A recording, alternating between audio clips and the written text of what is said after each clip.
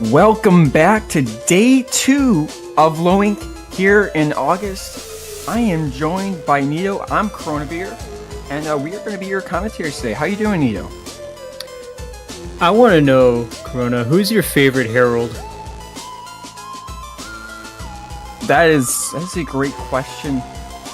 Could you explain to me? I meant our viewers, because I totally know what that means. What a herald is.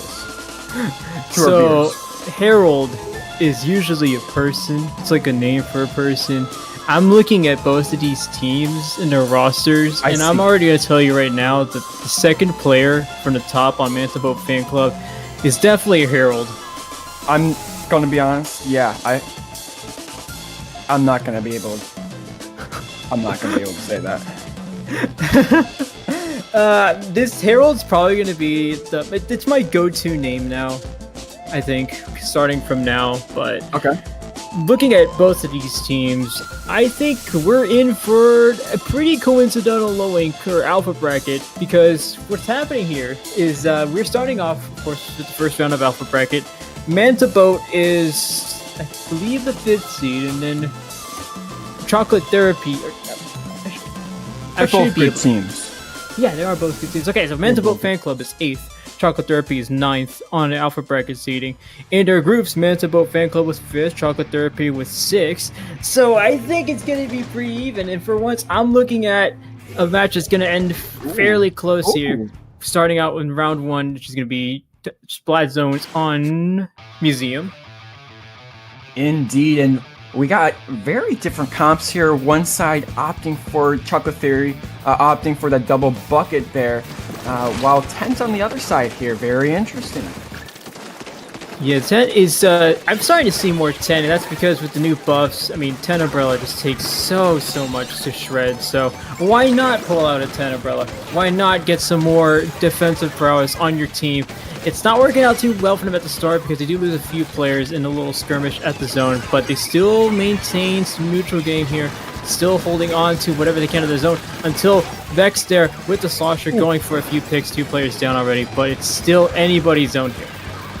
Yeah, indeed, and I saw that here they had 2 down, but this zone is not flipping at all. Jake trying to get something done here, but look at this teamwork here. Next kind of in a sticky situation here, but unfortunately gets taken down here, and we got a pushback here, the first push of the day, basically.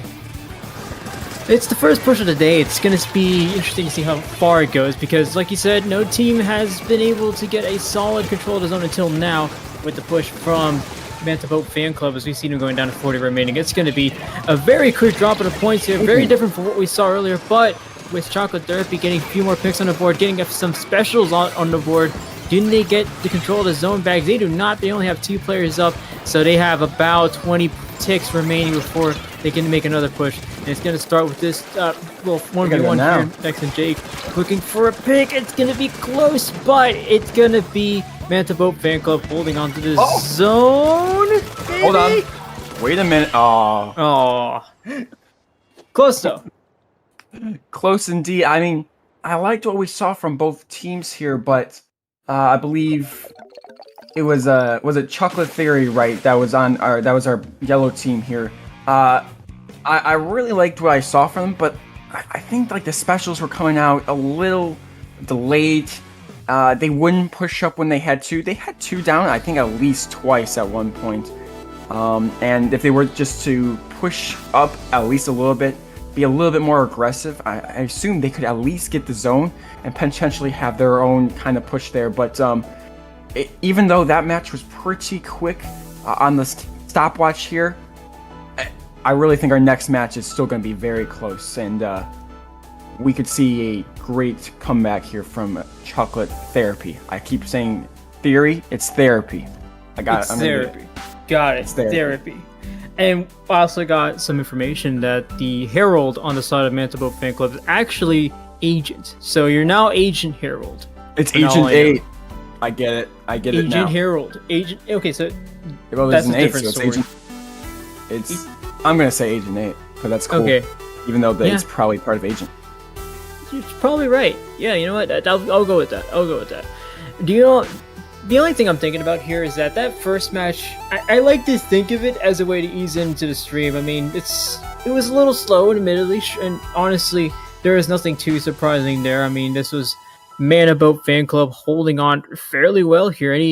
Any comeback or any push that Chocolate Therapy tried to get in was quickly shut down, keeping them staggered. Manta Boat Fan Club doing a very good job of keeping them staggered. So Chocolate Therapy just didn't have enough numbers to make a comeback, but we'll see what both of these teams bring out in Game 2, which is currently looking to be Rainmaker on Undertow Spillway.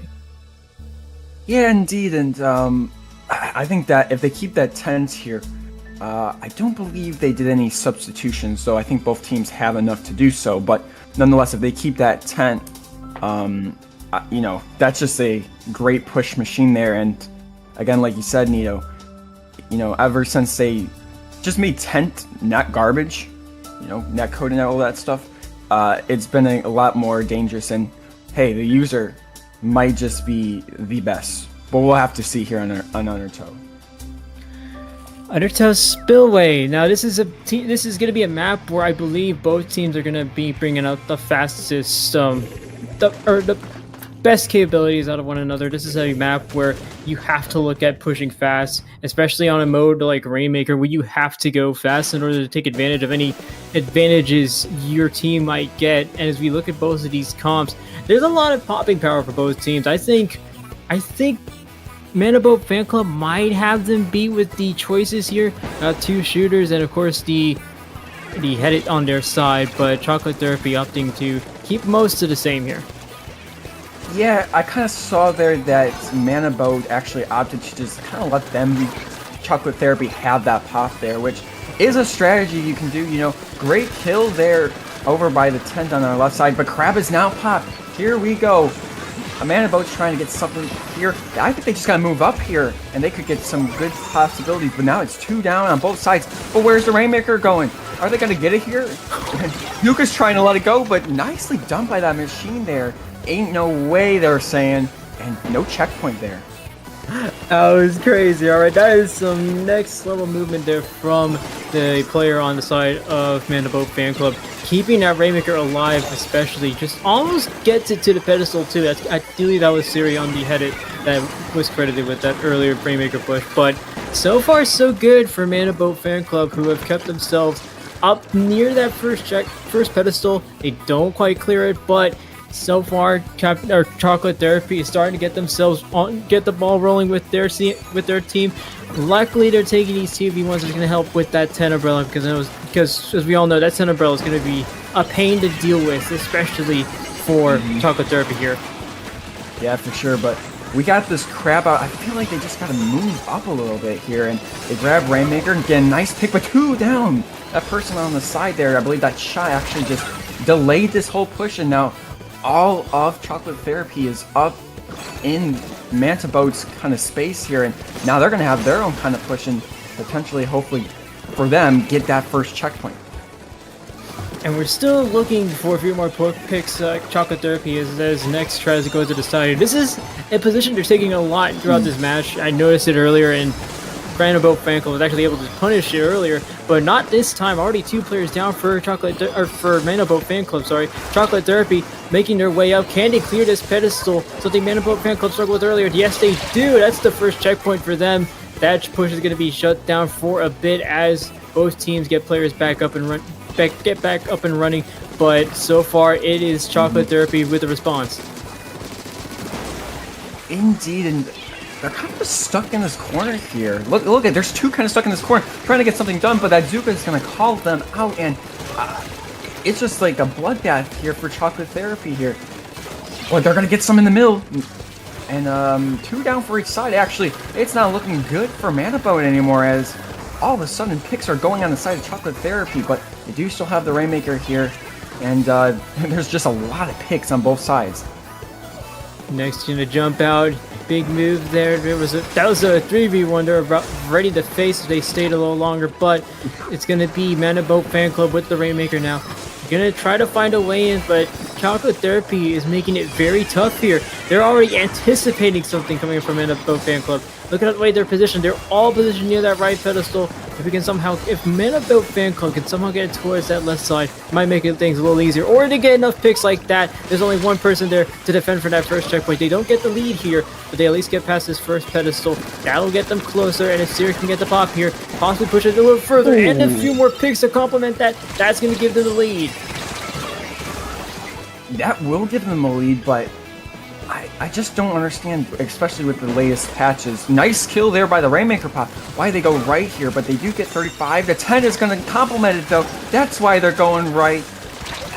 And that's the game here. Manta Fanboat Club. Boat Fan Club. I mixed up here, but they got the win here. 2-0 in our alpha bracket here. Congratulations on that win. That was a heck of a play by that Tentabella and the whole team there.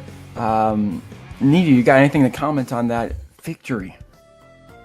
I mean, that was, I don't know, I was looking at that from until now, from the beginning of the match to about 30 seconds ago, this was a very different matchup we're looking at. Now both teams were close. Both teams were keeping it tight with each other, and honestly, I was expecting Chocolate Therapy to go a little further here, but this is where things start to fall apart here. It's this replay here, and the clip you're being shown. That's where things start to fall apart for Chocolate Therapy, a team that actually did fairly well throughout the rest of this matchup. Manta Fan Club gets the picks they need, everything just falls into place, and then from there, Chocolate Therapy is long gone. Manta Fan Club just has everything they need to go for that push. That was a delayed wipe, by the way, during that last push. So, I mean, best of 3. That means Manta Fan Club walks into round 2. Chocolate Therapy will be meeting the loser of the match right above them, actually. Indeed. So nobody is out just yet, but it was a pretty dominant performance there by Manta Fan Club. But hey, nobody's out yet, and I believe we will potentially take a quick break here. Is that right, Nito? Yeah, no, there's definitely a lot of action to be waiting for here. Is like I said, the match right above them is CPS versus Teletubbies Dorito, which is a very long name, and not very long name. Never mind, it's definitely longer, but it's a fantastic name, is what I'll say. There's a lot of fantastic names today, and a lot of names I don't recognize, which is one thing I like about this month's Slow Ink. There's new teams, gone are the days of Surf and Turf and Caution and whatever. We're going to show you SCAD, we're going to show you Rewind, we're going to show you Manta Fan Club. Love it. And I'm terrible with names. I don't know how to say that first place team, but I do know one thing about them, who is playing Teletubbies Dorito.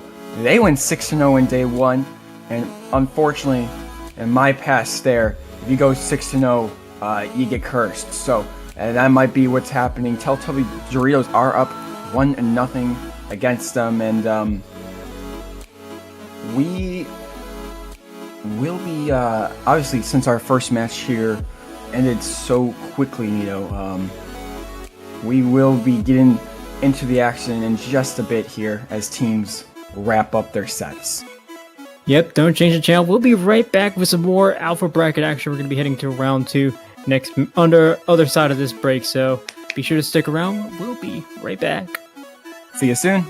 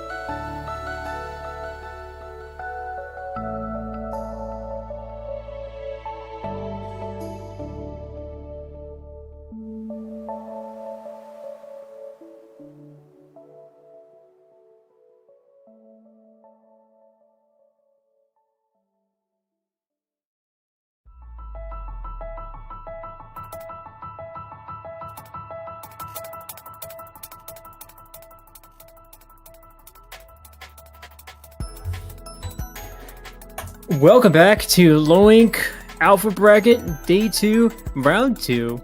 And I'm being forced to open, so I don't have a script right next to me. Please help. My number is 91. Hey, Corona, how you doing? I'm doing great. I'm gonna continue to let you speak because I think I had an important segment here, right? Yeah, of course. Yeah, yep, totally. This is all part of the plan. But this part of the plan is where I introduce both teams. On one side, you have Sonora, Inkamita de Iztapalapa, and then on the other side, you have Squid. This is my part of the script, I think.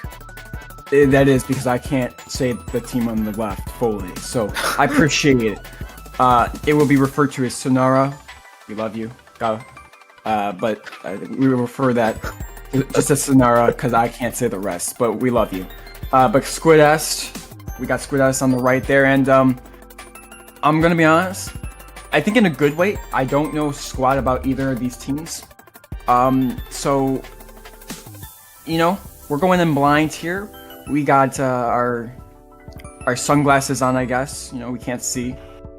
That was the first thing that came to my head, I haven't been able to see anything since the incident of 2007, so I don't even know what map's coming up, but I'm glad that we are enjoying this tournament of Counter-Strike 2. So we're going to start off in this one game. This is Overwatch. Oh, I thought this was a Splitgate 2. That's a thing? It should be, but now that I can see the maps, we're actually starting on Splat Zones on Robo Ramen. Oh, I know that one. I know that one too. That's crazy. I like Dust 2 better, but Robo Ramen, I could do. I can do that. Anyway, back into serious. We are actually here to play Splatoon 3 talk. Robo Ramen is it's a map, and I'm not mad about it actually. I'm not good at it, but I'm not mad about it. Yeah, Robo Ramen is. I heard someone call it the Muscle Forge of Splatoon 3, and honestly, I've been thinking about that since then. Ain't no way. I mean, I can see the vision. I can see the vision. You got the two little things on the side. At me on Twitter and tell me why. I would like to know. Or because it ain't nothing but a heartbreak. I'm sorry, I had to drop the I almost said Backstreet Boys. I had to drop the NSYNC reference, but I dropped, I think, one for the entire day. Let's just move on to round 1. Splat Zones on Robo Ramen. This is round 2 of Alpha Bracket. We've got Sonora on one side, and then we've got Squid on the other. That is a Stamper with a Fire Fin, and that is actually a pretty neat comp I see from the Squid, I believe. Yes, it is. Yeah, and as you can see, we got with the opening Gambit. So they're going to have to do a lot of damage there, but, pretty cool comp on our right here for a team I gotta get in my brain. Squid that's what I'm getting in my brain. But our Sonora team getting the zone right away here. But now there are some strikes here. Unfortunately, one goes down, that Tri-Slosher goes down. They are battling picks here, and Mr. Meows, hopefully I'm saying that right here, just trying to keep zone here. They got trips. And Conrad here trying to get something done though. Ooh, nice kill there. Getting 2. Okay. Maybe 3. We will see. And here, just going right in. And gets 3. Yeah, okay, wow. There we go. There's a delayed wipe for Squid S Lord, who someone in chat just told me not to pronounce that way. So S Lord is going to be their name for now. No, I'm kidding. Squid EST currently holding on to the lead holding on to the zone for now. They should be getting the lead pretty soon here, especially with some more picks here. Project going for 1, might be able to get 2. There's 2 with that Tri-Slosher going down. That is going to be some trade-offs on the other side of the zone here, but so far, Squid EST is currently holding on to the zone here. For the time being, that lead is growing bigger and bigger as the time goes on, but now Sonora might have the opportunity to open up here and flips the zone. Yeah, the trips did it, but now we are getting a quick, yeah, there we go. A quick change here, but all people, as I say that, he unfortunately goes down, but we got lots of forces alive, but they kill, oh, the Trips get a kill there, and I believe Baja, or somebody, goes down in the spawn there, so we will see a flip of the zone here real quick as the whales come out, and this Squid EST, I got you, is being pushed back. They're being pushed back for the time being, and we're gonna see how long it lasts. That was a excellent push. That was actually an excellent push in from Sonora. I like the way they responded with the special coordination, just having everyone move in at the same time with the specials. They use those specials to get some more capital, and it's working out well for them so far. But they actually couldn't hold on to the zone. There was a bit of a challenge there from Squid S, so they didn't quite get the lead there, and they didn't quite get control of the zone. There's still a little staggered here. Ship trying to make something happen, accidentally places one on the wall there. 20 ticks remaining for Sonora as they keep control of the zone. Another challenge from the Squids, but they can't hold on, actually go down. That is a 1v1 that was crucially lost by the Carbon Roller. See how long Sonora can hold on to the zone. Isn't enough for the win. Not quite. It's alive. There's it's alive. Challenge. You gotta pay. It's been challenged. It's been challenged. There's the Oh my goodness. There's the blaster pick, and there's the zone swap. Oh man, I was just hoping, I was looking, I was like, Baja, you gotta pay, buddy. Even though you're a blaster, you didn't do much. You got 1 tick on the clock, and they do and get the pick there. But Soda is now out, 1 tick and 68 penalty remaining for Sonora. But Squid EST is getting some good picks. This Zuka comes out of nowhere and just drops, unfortunately. But they lost the zone. No penalty here for Squid EST. 1 more push remains. That Tri-Slasher goes down. Splashdown's out. Baja just needs to stay alive here to keep longevity, but the Zip caster is now out. Comrade gets hurt there. 9 seconds remain, but look at that flip! 3 down for Sonora, but the flip happens and they are still alive. Still in this match is Squid S as they continue to hold on to the zone. They actually have a lot of players pushed up, and now they have the cooler, now they have the strikes. I want to see how they use these specials. They're using it pretty dang well here. There's already 2 players down, 1 on each side. But so far, now it's Sonora who's been doing so well with the takebacks. Can he take it back here? Can he get another opportunity at the zone and hold on to their lead? They haven't even given some extra penalty points to Squid S, who's still holding on to the zone until Sonora is able to get it back. Finally, after waiting for a while there, that 41 penalty points on the side of Squid ESC is going to be crucial here as we enter the last 30 seconds of the match here. Yeah, and Ship, oh, unfortunately, Ship goes down, but Baja has to get the kill here, but they are staggered with 37 penalty points remaining, 25 seconds left on the clock. We need something. They got Splashdown. Here comes the Splashdown. Gives them space. What the pick by T-Tag. What a nice play there. Ship is going to get called out here as well. It is looking hopeless here. And is that a quad? I think that was a... Oh, no, it's Ship. It was 3, but it was 3 here. And that is going to be a knockout here for Sonora. Very well played by both sides, but in the end, it was just a great performance by Sonora to end it. Wow, that is... I don't know. I've been saying it this whole matchup, and honestly, if this is what I'm going to see from Sonora all game, then I think this is going to be a pretty nice... This is going to be a pretty smooth set for Sonora, who throughout this whole match has been really clean with their takebacks. They've been really clean, and just with these transitions from like being in a defensive position, taking control of the zone, to pushing themselves up. They've been doing so well here in this first matchup that if they can keep this up throughout the whole match, this is going to be very smooth sailing for Sonora. Yeah, but I must say, I mean, there was moments of shining from both sides. Squid EST did hail that zone for a long time as well and had a great time themselves, but nonetheless, at least in this match, Sonora does get that 1 game point there. And we got the best of 5 here, though, so it is definitely not over. Both teams very talented here, and, you know, I don't know who's going to... I couldn't put a dart on who I think is definitely going to win here, because there is good competition here. But I believe... I don't know 100% where we're going next.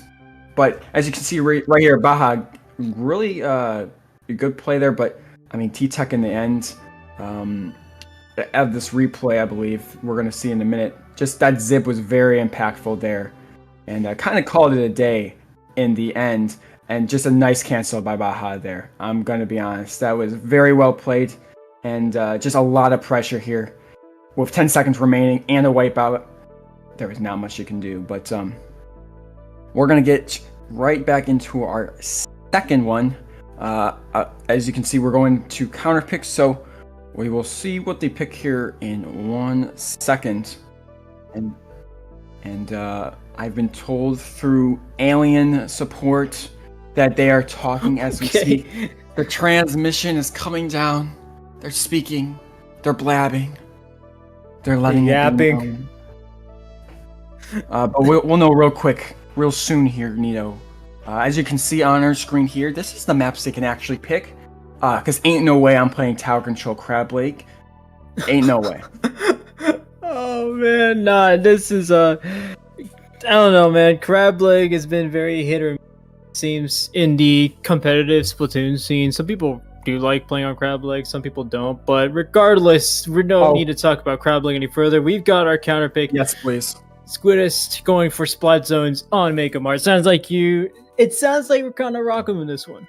I more than rock with that. Mako Mart is great.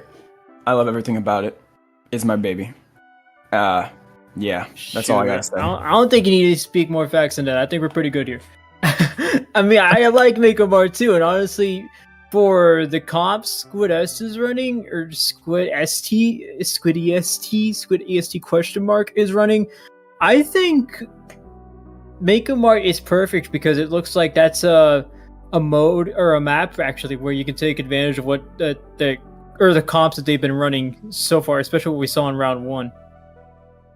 Yeah, I really do think that this is a great counter pick in general. I mean, I feel like this map is also kind of like TC Inkbot, where it's like you think in your head it's a really good pick, but like everybody knows how to play TC Inkbot. I feel like everybody knows how to play Splat Zone's Mako Mart, but Squid EST question mark has that carbon roller, so there's so many ledges there that you can just be a little shark and a little turd and just sit under. As well, they got that blaster, and I'd like to see that blaster come in and just kind of swoop in and do a little bit more. But I see that we got a Tri-Slosher there, so Tri-Slosher also really good on this map, but a little bit more standard map here on the side of Squid EST. And you talk about standard, that's the standard comp we see from Squid EST, which again, with their blaster and their carbon deco, this is the kind of counter pick I would expect from Squid S. You want to see them make the best out of their comp, and we actually see one of their players go down. So Sonora, who has actually been doing so good so far with their retakes on zones, decides to make a huge push here. That's already 3 players down for Squid EST, making a delayed wipe. Sonora just going straight to business here. They've already got the zone within the first 30 seconds, and they should be counting down the ticks here really quickly now. Yeah, and one thing I wanted to know a little bit earlier is that Baja was actually running open again. Unfortunately, that didn't work, but that Zuka was nutty there. I think that was 2 down, helped the last one, and that Tri-Slosher is getting pushed out. Comrade just going full steam ahead here, and the blast, Baja, what a great play. Unfortunately, getting picked off. But that's the last one, and they are marked. Boo, yeah, indeed, bye-bye. I'm out of here. And now it is time for the Squid EST question mark push here. I like the push. I like the jump back from Sonora, especially that Tri-Slosher. Want to save that clip, but I mean, talk about how well Squid EST has been doing so far here. I think there are 2 players you're going to be keeping a close eye out here. If it's going to be Comrade and it's going to be Baja on that blaster, who are doing so well taking these fights on their own. They've been taking these fights pretty cleanly here. You see almost no errors in the way they're playing. Here's Baja here, who knows how to keep their distance with that blaster, knows where to take these fights, keeping the high ground, and when it comes to the low ground, they know how to keep it sneaky. They've already got 2 picks on the board, and so does this ZNF Charger on the other team. Sonora's already got control of the zone again. We're going to see how far they can go. They've got penalty points on Squid EST now, and now they've got control of the zone. Yeah, we've been talking a lot about this great Squid EST team, but Mr. Miyu has been doing very well on that flat charger there. you know, with the trips there. Very nice work, but Comrade over here, unfortunately getting T-Tech, who I felt did a great job in the last game, unfortunately caught out there a little bit too far out. But great kill, but oh man, great trade though, as actually Baja goes down, so it didn't really do much. We're counting time down, 30 seconds remaining. They are all flooding. They got one more chance remaining. Great kill on that Gale player, and Baja is trying to get some work done here, but they're not together. But the splashdown, gotta get that Tri-Slasher 2 down and the switch.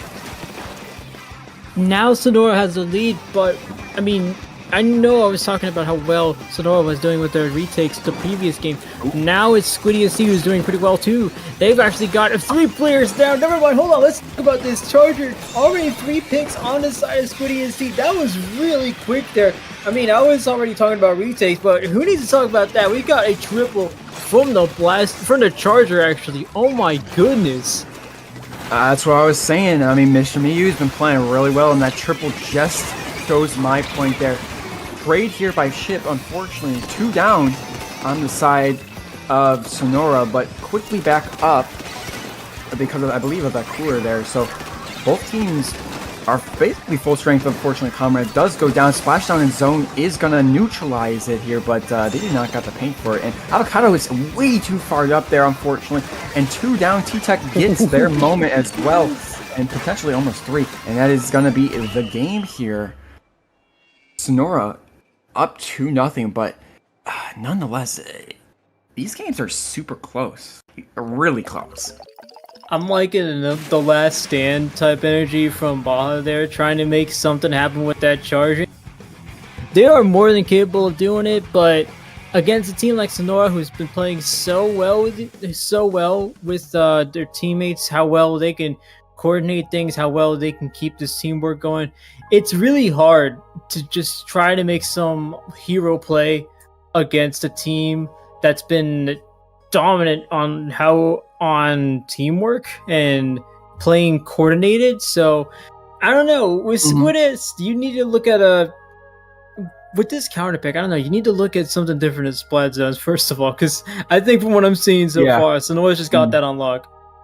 Yeah, and like I said, I mean, the counter pick, you know, when you think about it, it's probably a good counter pick with the weapons you have, but everybody knows, in my mind, I feel like everybody knows how to play Splat Zone Smackmore at least a little bit, just because it's played so often in tournaments, scrims, etc. I think we need to go to tower control here if I'm Squid EST ? You just need to go tower control. Because you got Roller and Blaster and, you know, go Burr. Go Burr indeed. No, if you're Squid EST, I think you probably are looking at tower control, just because that's a mode where you get to control the pace of the zone or pace of the mode or the objective, but also with your comp, you get to work around where that objective is. So you're always working with the Blaster and the Roller. So we're going to see what they come out with. It is tower control, but we're actually going to ship shape now. Interesting. I hate this map, but I'm not playing the game here. And they decide to sub out Comrade, which... okay. I think Comrade was a sub, though, who is subbing in for this team. So, Sherbert, I believe, I'm just guessing, I'm just throwing it out here, folks. I think they probably are their main squad here. But nonetheless, we don't know what Sherbert's going to bring out. Maybe they have a carbon roller of their own. But nonetheless, what we do know is Ship and Baja are going to be that great aggressive front. Avocado already readied up, so they're probably playing Snipe Rider again, or a cooler weapon in general.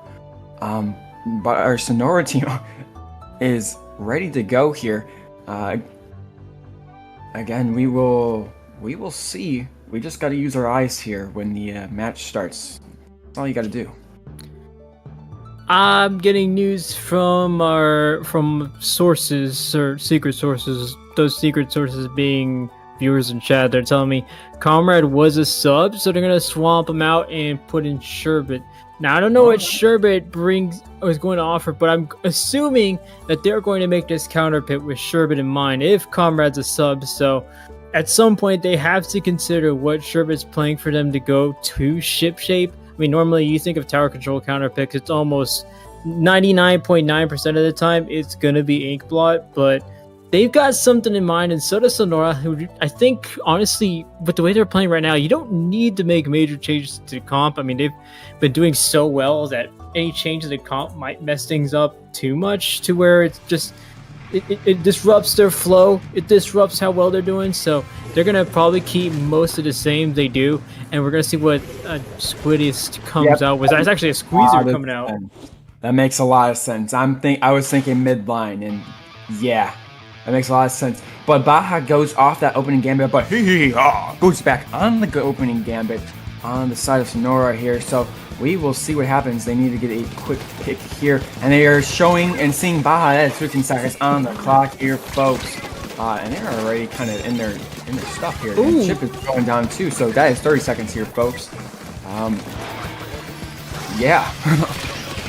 Notice how they got Baja, I believe, at the opening. Baja was the only one on Squid's left side of their map. So what they're trying to do is make sure they can use Baja as a true skirmisher, make sure they can pick him off with some sort of chip damage. But Sonora knows this. They know that they already have one player isolated. They're going to take him out very quickly here. That's already an advantage, and they're just going to keep rolling with that. This team, I like to think, is just so snowbally that once they get that advantage, it's almost over.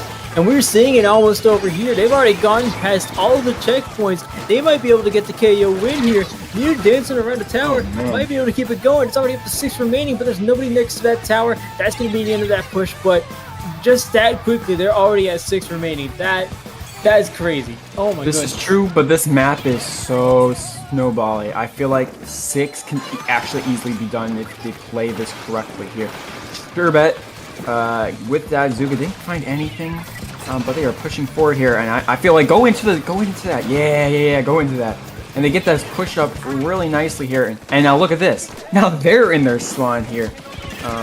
And a trade there, hee-hee-hee-ha, gets a great trade there. I think it's going to go in the favor of Sonora there. So, good play there, but Baja struggling. I feel it, man. Struggling to get on that, but boom, he gone. He's out of here. Sure bet, though, on the tower, but look at this. D-Tech getting this zip. Their zips have been really well, even though, unfortunately, they get taken out. But that's a lot of time taken off, and look at, everybody gets to move forward. Unfortunately, though, Sonora 3 down. Oh my goodness, I feel like we see, I think there's another, like, Mew triple coming in. I'm almost anticipating it, but with how well these teams are playing, actually how well Squid S is playing, there's already 4 players down for Sonora. This is a huge change up of what we've been seeing so far. If they can get the lead here, it would be huge. They've already gone past that first checkpoint, so that's going to make it a bit easier. Can they get the lead? They already have a few players on the tower. Do they have more on the tower? Yes, they don't. No, wait, hold on. Yes, they do. They have enough to keep the lead. They have enough to win the KO. Oh my goodness. And, I mean, that's kind of what I was saying, Nito. This map is so snowbally. You saw after they legit, like, I think we might get a replay on this in a second here, but nonetheless, you looked like legit right after that 6 push. They were like 30 seconds later, Squid EST question mark was legit in their spawn, in Sonora's spawn. It's just, you get so much space and you just can hold it so well. And that push honestly was not that surprising since they had that firepower. I mean, they just had to use it there, and they did, and they keep themselves alive here. That is crazy, and you talk about them already being at the enemy spawn right after that 6 push. I mean, this is...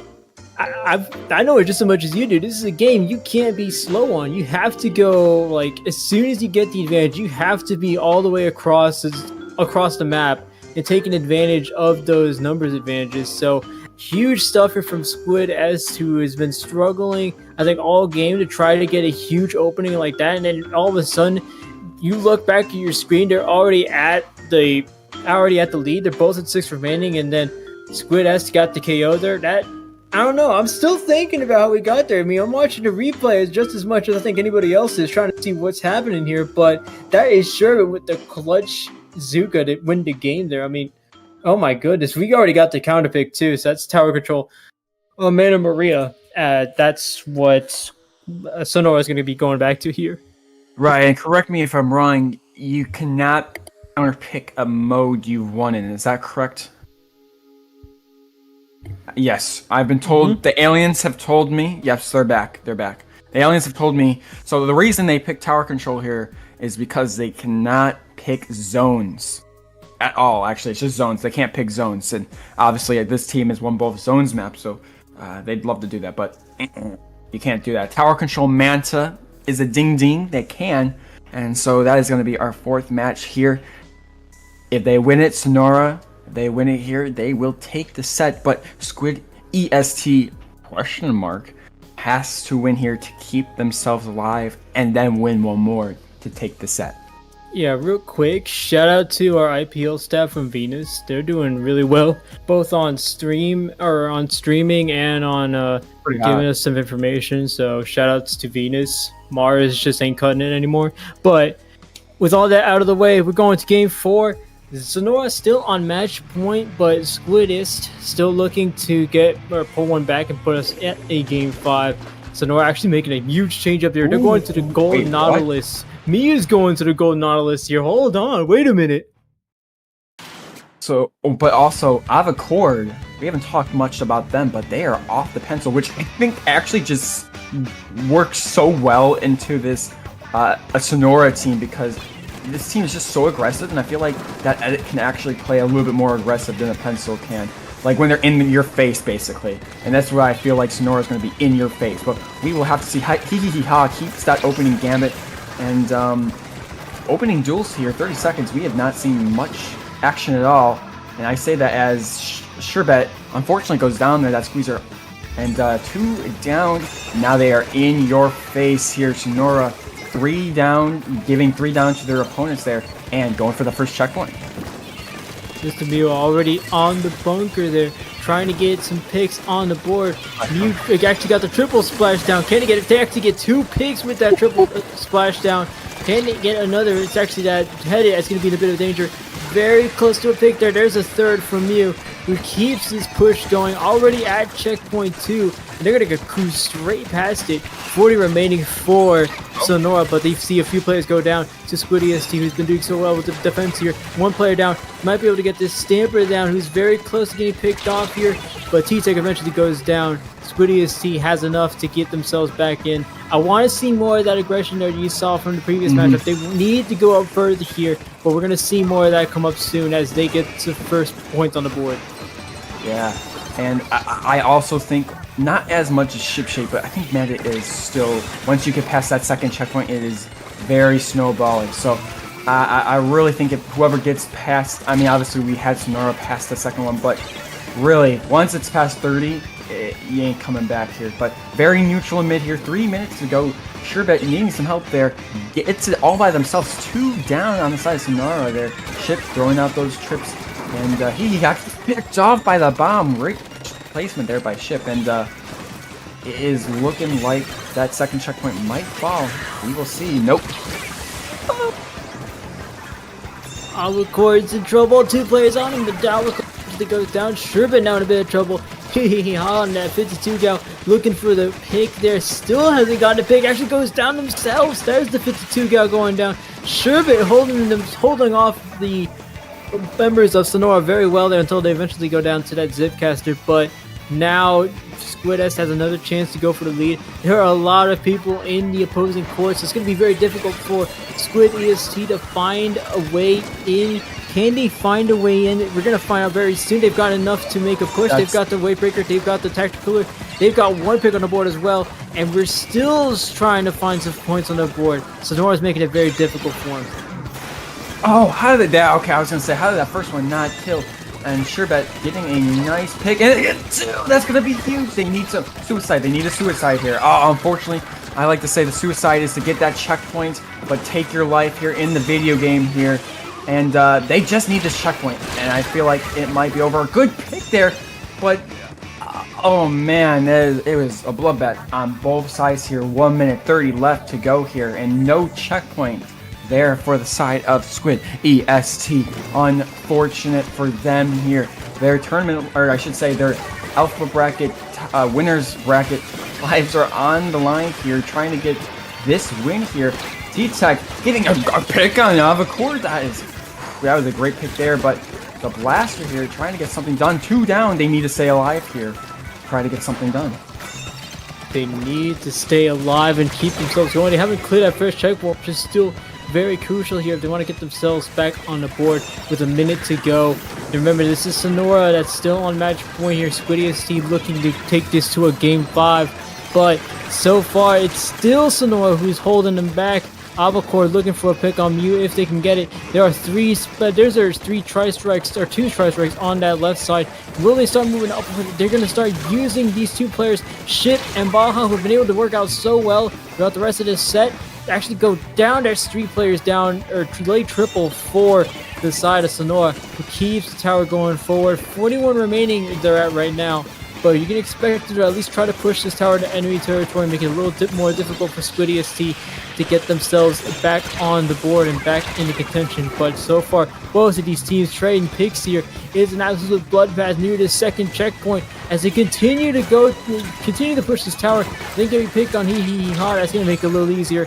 But everyone's getting picked off here in the court area. Still a few more seconds to go. This is going to go into overtime. We'll see how long it lasts as all these players start to go down. Sonora wins round 2 of Alpha Bracket. Going to start moving on with a 3-1 win. Indeed, but if I'm Squid EST, if these guys go far, if Sonora's like one of your best competition, and you know, as you later go down, obviously you still got that losers bracket run available. This was a very close set from both sides, and if I'm Squid EST, I am not disappointed. They gave their all there, and really put in some good effort there. And so, if we see Sonora later on go pretty far, expect Squid EST to kind of go far as well, because they played really well here. But the scoreboard don't lie. Sonora will be moving on while Squid EST goes down to our losers bracket. So Sonora is one of 2 teams to go undefeated in their sets yesterday. So no surprises here from Sonora, but Squid EST, I have to say, I'm surprised it was only 3-1. This was pretty tight matchups from both teams. I know the first 2 sometimes it would seem like a wash for Sonora, but Squid EST was bringing it, and I think especially during the latter half of this set, bringing the fight to them. So you can expect a lot more from them. Try to keep an eye on it. If I'm in the losers bracket, I'm probably keeping an eye on them. I know they're going to be facing Shellfire in this next matchup, but Sonora going to be moving on, taking on Meows a chance in what is officially winner semis for now, but we should be getting the next matches up for y'all soon. I'm actually good. I was gonna say we got our alpha bracket, as you can see, in plain sight here for all our great viewers to witness. And you can kind of see our scores here. 3-1 seems to be the most popular score win in our alpha bracket, as currently is the only score that you could place. Manta Boat Fan Club, which we saw in our last match, 3-1 over Siphius. Am I right? I think that's right. I was told how to pronounce it because X's are weird, guys. XI? Nah. But 3-1 there. Over the first seed today, they will go down to that losers bracket against the Hybrid Family, our 3rd rank there. And they might have a run at it too. You're right, X's are weird. That's why I broke up with mine. But that next match is going to be coming up on the other side of this break, as we're going to be waiting for the next match to come. It should be a short break. We do have 1 set to look forward, or 1 set we're waiting on, which is going to be the one on your screen right there, Space Delicious and the Space Delicious and the rest of the name versus Rewind. What? Yes, I agree. What Nito said right there, I was not paying attention. I must say, Nito, before we get into anything, because obviously none of the scores have changed, I'm gonna be honest. We had some silly, very silly names this low ink. I feel like when I played low ink, we didn't have these amazing of silly names here. Teletubbies, Dorito. Like what went into your mind to think I'm gonna name my team for low ink that? Like, Nah, just wait until I bring up YouTuber. That was when I was doing low ink YouTuber. But that was like one team. We got tons of teams here that just have. Does anyone remember the full name of YouTuber?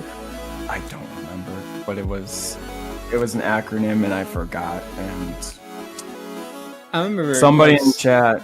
Someone followed up by saying Custom E-Leader 4K as an acronym. It wasn't as funny. Yeah, I remember that. It wasn't as funny. Nah, that was a bit much. But I mean, I like the creativeness in some of these names. If you come up with pickup, I think that should be grounds for an instant low ink ban. I mean, you're competing with like what Glorp God 502. Glorp God 5. It looks like an Xbox Live username. Glorp God from Mars. Who got eliminated first round. Gosh darn it! Those are my goats right there. Oh my god! I forgot they were in the tournament. Like, who thinks of that? Like, you wake up and you're like, I'm gonna play on Glorp God 502 today. I'm just saying, go ahead. It's not often that I see a name that makes me think of like if I'm playing some Xbox game and it's like the year's 2504, Glorp God 502 is probably who I'm going against. Okay. We got some information from Venus. Oh my god. Thank you, Phoenix. YouTuber stands for Gex Worshipping Omnipotent Optical Turbulent. Okay, they just Turbulent. made that up. Turbulent. Bazinga? Really? Come on, guys. Extravagant Rendivis. I'm terrible at the English language, guys. I'm not gonna be an English teacher. I got you. I think it's for short. Gex Worshipping Omnipotent Optical Turbulent. I don't know if turbulent's an actual word. Bazinga Extravagant Rendezvous, or YouTuber for short. Yeah. Hold on. No, I have to look that up. I know we were gonna go to break, but this is basically our break here. I need to like think about. Yeah, we're just yapping. We're bringing you guys good content. You know, you're welcome. No, I don't want turbulent, Google. I want turbulent. It's not giving me turbulent. It's not giving. Oh, I'm gonna have to go to YouTuber's captain if I can ever find them, and if they're still on Twitter.com. We're not finding anything. just DM them. Okay. No, see, because the problem with like some of these older, I don't even remember what year this was. Because this is probably 2022. Probably. Yeah, when I was low inking it up. Show the clips. No, I'm just kidding. Low inking it up, and I don't know, 2022. That was like, we're sounding like old heads. Like back in my day, we had we had alpha brackets double elim all the time. Nah. Interesting. That's. But I think the funniest part was that like they were like an actual team. Like they weren't trolling. Like that was their team name. No, yeah, no. There was one player is apparently Epic Gex Facts. Interesting. If I type that into Discord and like send a friend request, you think I'll just see someone named Epic Gex Facts? And the next match is coming up, so eventually this yapping might end. Oh, it does end. It does end. Alright, we got Manta Boat Fanclub versus Rewind. And I'm already seeing I got destroyed by Peaches yesterday in Challenge, I believe. So, I'm rooting for them. Alright, well, I sent Epic Gex Facts a friend request, but we'll talk about this match real quick. Winners semifinals now. Mana Boat Fanclub versus Rewind. We saw Mana Boat Fanclub earlier against Chocolate Therapy, and they looked pretty solid here. Agent 8, also known as Herald, making a return. Rewind as well. it's not hasn't been as smooth as Manabo Fan Club would like, but they went up against Glorp Godfighter 2-1. They beat Spatialists and the rest of their name 3-0. They're going to be moving on against Manabo Fan Club, and the winner of this will be going on to face either Sonora or Meows the Chance. Meows that's Meows the Chance, but Meow they got the chance to play Splatzone's Hagglefish. Aha. I'm so funny, guys. But I'm not wrong. They are playing Splatzone's Haggle right as we speak, right freaking now. Yeah, I mean, like, right now. Like, if we keep talking, it's gonna be right now. Like, right now. Like, as this transition goes across your screen, like, no right now. Like, in a few seconds, once they're actually done introducing all the players for the first game of Winter Semifinals, which is gonna be on Splat Zone's Hagglefish. And once we're done looking at all these... Wait. Okay, so there's a Dynamo on one of the teams. I believe that's going to be... There's 2 coolers? Rewind. Oh, no, bro. Oh, no. On the other side of Manabo, we saw the tent. Okay, there's a tent in here. There's just one. I lied, chat. I lied. It's the crab one, and the crab one died, unfortunately. But Peach is over here playing Dynamo to get that Coolie Bear, as I like to say. And not much is happening here besides that edit going down. But this tent says hello, and unfortunately gets taken down by bomb play. That's like legit my play here. Oh my gosh, out of nowhere, Agent with I think there's 2 there, and we have a DC. Right now, as this game gets reset, and we get with the replay because we are well within DC rules, that's when the match will start. Indeed. And I realized that pretty fast. I'm the GOAT, guys. Thank you. You are the GOAT after all. This is what we've been saying. Yeah. Obviously, you guys can't see my Discord profile picture, but I'm Gay Wolf Glick, and I got the world champ difference, baby. It looks so low quality when I'm looking at it.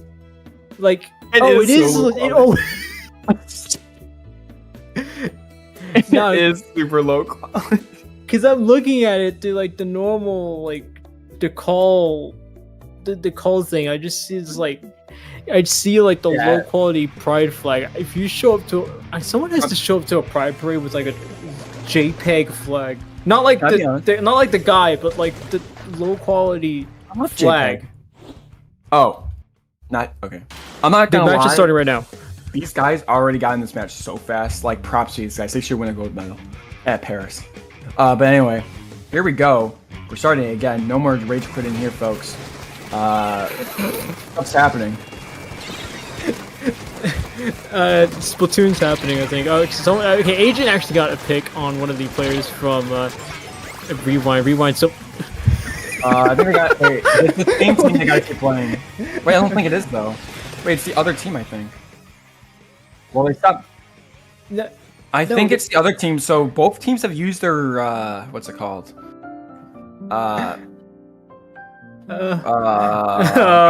forgot what it was. The DC free play.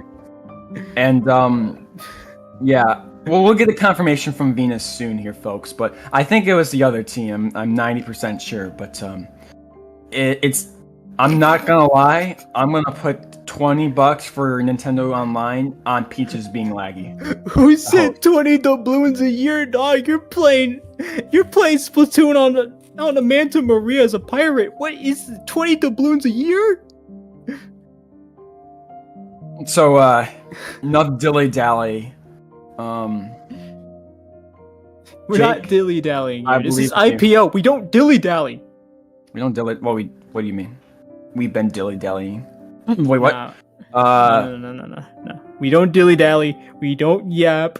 We don't work on thingamajigs. Oh. It's all business here. Yeah, it's all.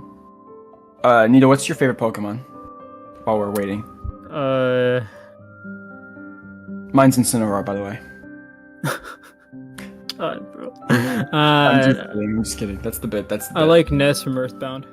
That's not a Pokemon. Oh, wait, it is. Never mind. Good play. Good play. I like that Pokemon. Okay, so I would talk about what I've seen from the set. I mean, I like the Dynamo pick, I'll be honest. At Dynamo, you're seeing a little bit more in comp, so I do want to see how that Dynamo plays out, but I think we have like a grand total of 40 seconds of gameplay to work with, so I don't know. I don't know. We've got to wait and see what's going on here.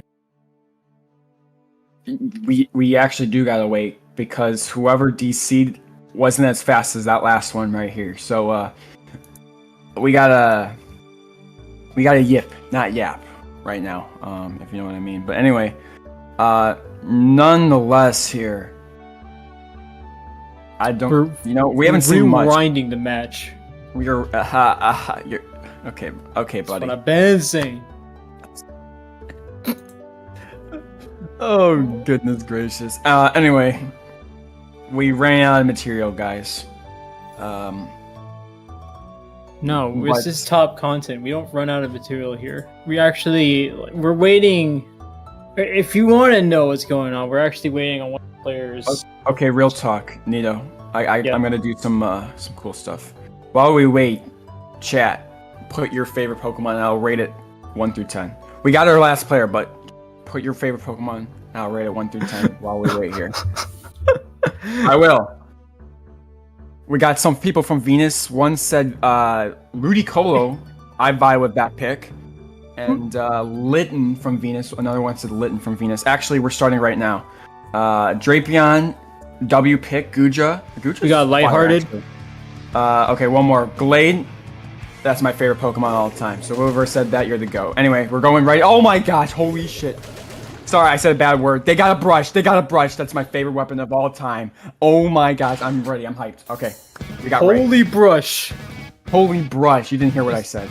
No, I didn't hear a single word. We saw a brush. And actually, I want to see how this brush plays out. Because you've got a Dynamo, which is I don't want to say slower weapon, but it definitely takes more wind-up than most of the weapons you're going to see on their side. So I wonder if they're going to work with that use the brush alongside that Dynamo. Unless we got a stamp like this, already getting out one pick.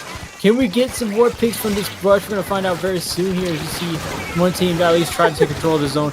But that's going to be Manta Fanclub actually gets a huge opening here. A few more players going down. They got to watch out for that one player, I believe, on the side of Rewind, who I believe snuck up but eventually jumped out. That brush got yoinked by the Zuka. I remembered the word yay. But nonetheless, here we got the Manta Boat Fan Club getting some great pushes here. We're gonna act serious here. 40 left remaining. We're almost done here, folks. We need the hammer to come in. Hammer getting one. Hammer sucks and it gets one, but that's very nice. 2 down, but they do have cooler here, folks, so they gotta act fast here on the side of Rewind. And 14 seconds remaining. We need to get to the zone real quick, and they do. So we are going to have a match here, folks. And already they've got a few penalty points on the board for Manta Boat Fan Club. So that means this should be getting better. This should be more for Rewind to just get themselves on the board. They've got a few more picks, so they should expect them to take control of the zone, which they do. They've got up to 80 points remaining, and I like how Ray's just being let out. They're just gonna full send Ray and see what Ray can do on that brush. With that brush just being so mobile, so easy to move around with. We're gonna see how they take advantage of that. They've already got a few more specials coming out. There's a crab that actually goes out very quickly. There's gonna be a tactical that comes out from the side of Manta Boat Fan Club. See if they can retake zone and start to work on those penalty points. 2 players going down, one with that Inkzuka, and they have got control of the zone. Yeah, I mean, it's been a pretty exciting match from both sides, but nonetheless, here we go. Manta Boat Fan Club has that zone right here, but Peaches and crew trying to get something done here. Ray's been doing really nice work just running around. That's my favorite thing to do, and so what I'd like to see. And unfortunately, Hammer is Garbaggio and gets instantly canceled by Sai here. A very nice play, but a flank is happening by a Dynamo Roller and a Slosher? Okay, trading is happening. Peaches get the trade there, and this brush is in zone, making sure that Zuka does not hit him, and they are out of here. and somehow get a kill. Welcome to Brush Life. I like the Dynamo. I like the Dynamo gameplay I'm watching here. This is what I see from Tiger on my team of Brillers because I don't see that many Dynamos, to be honest. Shoutouts to Day, who I also don't really watch play. Sorry, Day. Alright, that's a confession on stream. But with that, Manabo Fanclub gets control and keeps control enough to win game 1. Again, sorry to Day, but congrats to Manabo Fanclub.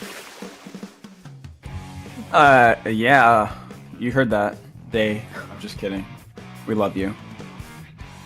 But nonetheless, yeah, that was a very quick match here. Manta Fanclub doing what they do best, and that tent played really well.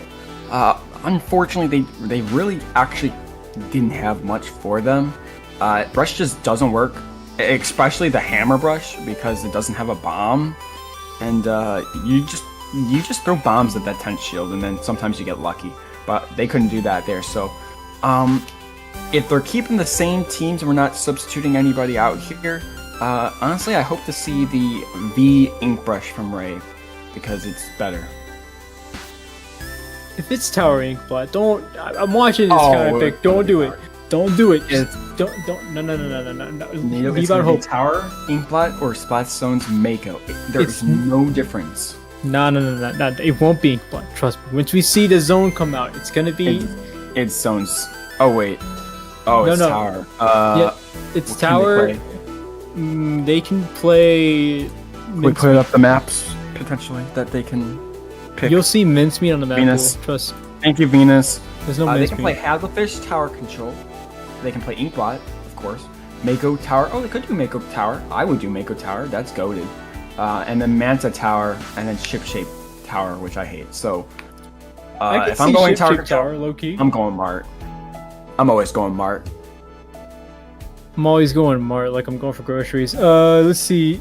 I can see Ship Shape just because of what reruns running, but I don't know. We got both of these teams, or at least we got the players from both teams back in, so I want to see what they come out with on the side of Rewind. Okay, Manta Maria. We got Manta Maria coming out. Interesting. We just saw that. I think. Did we? No, I don't know. Yeah, we did. We just saw Tower Control Manta. I remember, guys. Chat, I remember. Yeah, honestly speaking, Tower Control's a little... It really doesn't work with Inkbrush, but like, we make it work, right? So you should probably play the Inkbrush here. For the rest of the team, I don't care. Play what you want to play. It's just... I don't care. You're gonna see the comps come out, and it's gonna look like a solo queue comp. Like double charger. Oh wait, they got rid of my boy. They got rid of him. Never mind, they're not playing Brush. Okay, we'll see what happens. Ah, come on. Fortune favors the Brush comp. We need to see a Brush comp. In all seriousness. Yeah, we gotta be a little bit more serious here. Put our bow ties on, you know. Get our suits. Suits? Yeah, our suits. We gotta be serious here. IPO gives us suits? No, you gotta buy them yourself. $500 minimum. You don't have yours on? No, I don't. I haven't had mine on since like the last time I had a suit on. I don't know when the last time I had a suit on was. When was that? I'm just kidding. Sorry. I don't. Eventually, probably. Back then, but like back now, it's game 2 of winners semifinals. Tower Control on Manta Maria. We're gonna see what both of these teams come out with. We see a 52 gal. All right, it's a solid pick here. What is this comp? I mean, if it works, it works. I actually want it to work. Nonetheless, here, nothing unusual from both sides in terms of gear. They're rushing to the Rainmaker here. I'm in Tower Control. It's Tower Control, guys. They're rushing to the tower here, folks. But Juice is the one to look out for because that tent's been so much power on the side of Manta Fanclub. And it's their main aggressor here. Oh my gosh, what a play on Jake there. 3 down. Time to push up here. Let's go. Rewind. Exclamation mark. Exclamation mark. Exclamation mark. Not the exclamation marks. And we're seeing them going towards that first checkpoint. It's looking pretty smooth here for Rewind until they get picked off by the crab. Juice now trying to go for the side pick on Peaches. The Peaches wins that 1v1 for going down themselves. So far, it's still a good fight here for that first checkpoint. Mana Boat Fan Club able to take this one back with a minute to go. Rewind didn't clear that first checkpoint, so they're gonna have to have another go at it later. Waiting for a Zuka pick there, pops it off a little too early there. As we see Mana Boat Fan Club go for this first checkpoint. 3 down on the side of Rewind. I'm not gonna say exclamation mark. And a push is coming here. And like I said kind of last time, whoever gets past the second checkpoint, it's kind of snowballing. I feel like would be that victor. The second checkpoint is very important, and wow, what would you know, it's down. So very important, but nonetheless here, blows are being taken here. Rez here, hopefully I said that right, is getting some good chip damage here, but 3 on that tower there, and Crab is almost there. But, oh my goodness, Agent coming out of nowhere. Let's go, Herald! And that is a trade on tower. And that is also a wipeout, so that's going to be Mana Boat Fan Club possibly taking this one. They have enough to put that tower down for the KO. That is going to be, I believe, 2-0 for Mana Boat Fan Club now. Yeah, I mean, I must say, it's just, I feel like that tent just allows the rest of that team to do wonders, you know. It is a full team effort, and you're doing really well here, really fast. That was a really quick match, and like I said, it kind of snowballs on that Manta Maria just once you get past the second checkpoint. Whenever I play that map, it just feels like you lose if you let them get past that second checkpoint. It's just how it goes. Maybe it's bad mental, maybe it's just me. Oh my goodness, if you know me, Neo, we already know which map is coming next, 90% sure, because they changed the mode and the stage. If you know me and my team from CCA, so I play on a competitive collegiate team, and we are our only losses. We have like a 0% rate on Rainmaker Humpback Pump Check because we do a meme and take it left. All right, well, you got to suit up for Rewind right now. I got to suit up for Rewind right now. So I hope they take it left. Peaches, get out of chat. Take it left. I like how you're coaching him from commentary right now. Oh, don't go left, by the way. Don't go left. That's just for memes. If you want to be a meme team and lose, go left. But like, if you want to win the game, go right, please. But nonetheless, just if you want to win the game, here's what you do. Yeah, leave it on recon mode, actually. Oh, for real? Yeah. Okay, well, it's not 100% confirmed yet. Okay, it's confirmed. We didn't have it. Oh, we did have it on our graphic. Sorry, I'm blind, guys. I didn't think we had Rainmaker Humpback on our graphic yet, but we do, indeed, because our Venus helpers are amazing. Shoutouts to Venus for real. Yeah, shoutouts to Venus for real, you guys. We are absolute joking on our set here while having fun, which is what you're supposed to do. This is like, if they were going to teach commentary, this is how you do it, right? But while we have the time here, thank you to everybody in production, everybody who's helping us here today. I'm just yapping. I'm just here to yap, and that's what I'm good at. They're good at, making the graphics, making it so that we are here today. Thank you.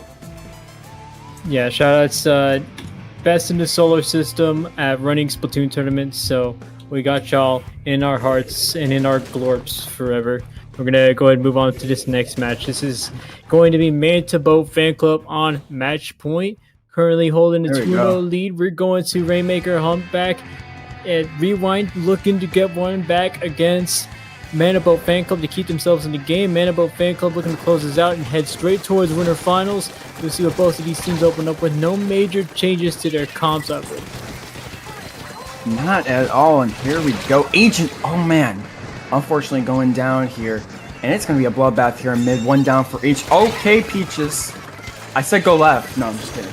Unfortunately picking it up there, and look at this tank. Look at this tank, causing nightmares there. Great pick, and it just allows Jake to move up there and get another pick there.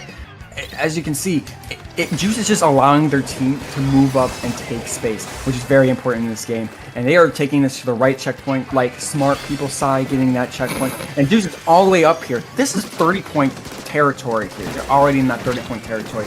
Zuka's coming out, Dynamo's coming out. Here we go. They're not in 30-point territory anymore, and are getting opposition from Rewind! Exclamation mark! Exclamation mark! Exclamation mark! Nah, any territory is 30-point territory. Just send it in there, Sai. Just send it in there. You've got the 10. Just send it in there. That's two players down for them. They're already in 10-point territory. That is a huge push for Mana Boat Fan Club, and what has been a huge push. I mean, a huge game overall with just like a minute 30 to go. And there is going to be the left side or actually the left side for Mana Boat Fan Club, the right for Rewind, as Rewind tries to get this out of their own space, make sure they can make it hard for Mana Boat Fan Club to get themselves back in with a pick on the Rainmaker too, and they actually get themselves towards that first checkpoint. Can they get it actually on that first pedestal? They do. But the question is here, look at, I really like, this is the first time I truly can say I love the positioning here of Rewind. Sorry to diss you here, but I don't know, I just said that. Anyway, 60 remaining there. They have this Rainmaker. 2 down, though. 2 down from Manta Boat Fan Club. And now that's 3. Here we go. Rez here, trying to get something done, trying to get the lead. Go, go, go. Sai here getting the pick. No lead yet. I'm rushing it here. And they do that in E. Oh my gosh, they get it by 1. Oh my goodness, they just sent it and they barely got the lead. They're at 17 remaining now. Rewind has the lead and they can hold on for just like 2 minutes and 30 more seconds. They should be able to win this, but I know enough about competitive Splatoon to know that 17 remaining might not mean anything by the minute left in the match. There's 2 players going down on both sides now. Both teams trading off picks, waiting for that crab to possibly die off to try to make a move here, but they get picked off. The Rainmaker gets picked off, but one player gets picked off on both sides here. Look at this already. Mana Boat Fan Club is well in the lead here and at least comfortable, but now Rewind has them on the back foot. Yeah, that crab was nutty. I'm not gonna lie. That combo. Sheesh. Like, that was great. But nonetheless, here, Sai trying to get something done. Jumps in galore here. But if I'm Rewind, we gotta play, we gotta get some more space here. Look at how much paint is on the side of Manta Boat. I don't think we've really said much about that, but it is true. But hey, who cares about paint when you have firepower? 3 down on the side of Manta Boat as Rewind gets some clutch picks here, and now they got some good paints here. And Sai just kind of stuck in the core. Oh my goodness. Nonetheless, there is 2 down. Oxygen getting 2. But Krab's out. Harold. Maybe getting 3. But getting 3 here. And now this is a sticky situation. And they're just gonna rush it. But Omega says nah. Okay, I like the exchange there. Both teams getting a bit of that fight. And now Mana Boat Fan Club might be able to.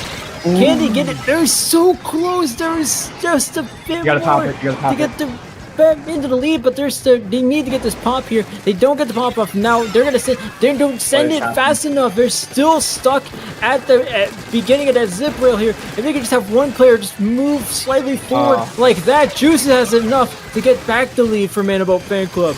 Oh my goodness, both of these teams trading pigs here, but now there's only 2 players left on the side of Mana Boat Fan Club, so they're gonna possibly move a little back, but still keep themselves within striking range here. Okay, wow. What a push there, and unfortunately for Rewind, they cannot clutch it, but it is still possible. 20 seconds remaining. They do get Agent behind. If you saw, Agent was behind there.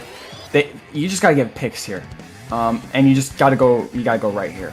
Fortunately, they do. And Zitro gotta go on this right side here. Unfortunately, Peaches goes down. They gotta pop this real quick. Crab, though, gets popped. And they gotta pop this real quick or else it is over. And unfortunately, that Crab allows them to keep that corner on the side of Manta Boat and not pop that for real.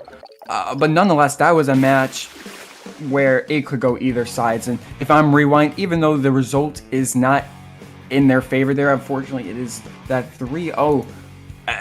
They played their butts off, and I would be proud. And, well, you're still in it, so who cares? You got that lower run bracket, but nonetheless, I mean, I know you have more to say on this, but these teams are good, man. These teams are real good. I would be proud if I'm on either team. I mean, look, we can coach them on commentary as much as we can be proud of them. So I think I'm proud of them, obviously, both of these teams for making it this far. The good news is that Manta Fanclub is moving on to winners finals. They'll be taking on Meows the Chance. Rewind actually going down to the losers bracket. So they still have one more chance to make a deep run, going against the winner of Chocolate Therapy versus Shellfire. But I mean, what can I say? There was pretty close between both teams. There are some close moments between both teams, especially in this last match. Rainmaker on Undertow. This is Humpback Pump Track. It might as well be Undertow. I mean, they basically look the same, honestly, except for the fact that they're kind of different. I see what you mean. You see what I mean? The top half of this, like if you look at this replay, the top half of this map looks like Undertow, and the bottom half looks like not Undertow. That is true, but nonetheless, we got some replays of our amazing set that you just watched with amazing commentary. You're welcome. But Peaches over here, going. Wait, how did I miss? I'm gonna be honest, Peaches. That was so sad. Now that we're rewatching that, I don't know how that flick didn't actually just explode that guy. But nonetheless, I mean, both teams gave it their all here, and yeah, I don't know how that didn't kill. It just doesn't kill sometimes. Sometimes, I'll be honest, this is just Splatoon. Like, you will get a direct, and then it sometimes just doesn't hit. So, we're going to be heading up with that next match. Winners Finals coming up for y'all next.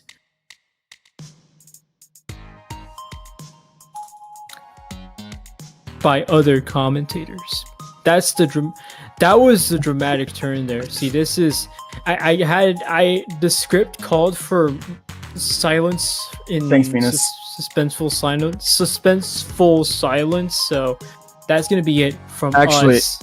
I got one last thing. Maybe I don't know if we haven't shown it, Venus. Could we show like what other matches are happening and how the brackets shaping up, and then we'll give it over to our amazing commentators for our grand finals. As you can see, Manta Fanclub 3-0 there. You just watched that. Meows the Chance 3-0 on Sonora there. So we watched that match last round in round 2. So Meows the Chance, we will see them. You will see them actually. We won't, because we're getting shooed away here for some potentially. Venus is falling. Venus is falling. Hold on, we gotta talk about Venus falling. Venus is falling? Oh no. Alright, so... I've been told by God, Arceus himself, we got one more, guys. We got one more in us. No. We got dudes from Mars coming in. They messed with us. They're messing with the transmissions coming in. So Winners Finals is actually coming up. And we are doing Winners Finals. God. We are in Winners Finals. Wait, God, are you? Oh wait, no, sorry, not God. Venus. Are you in the next match, or do we go to break? Yes, Venus. Yes, you. Venus. Venus said we're going. Venus is still so alive. It's like that one part in the national anthem where it's like the flag's still standing, but it's like Venus instead of the flag. I think that's the part of it.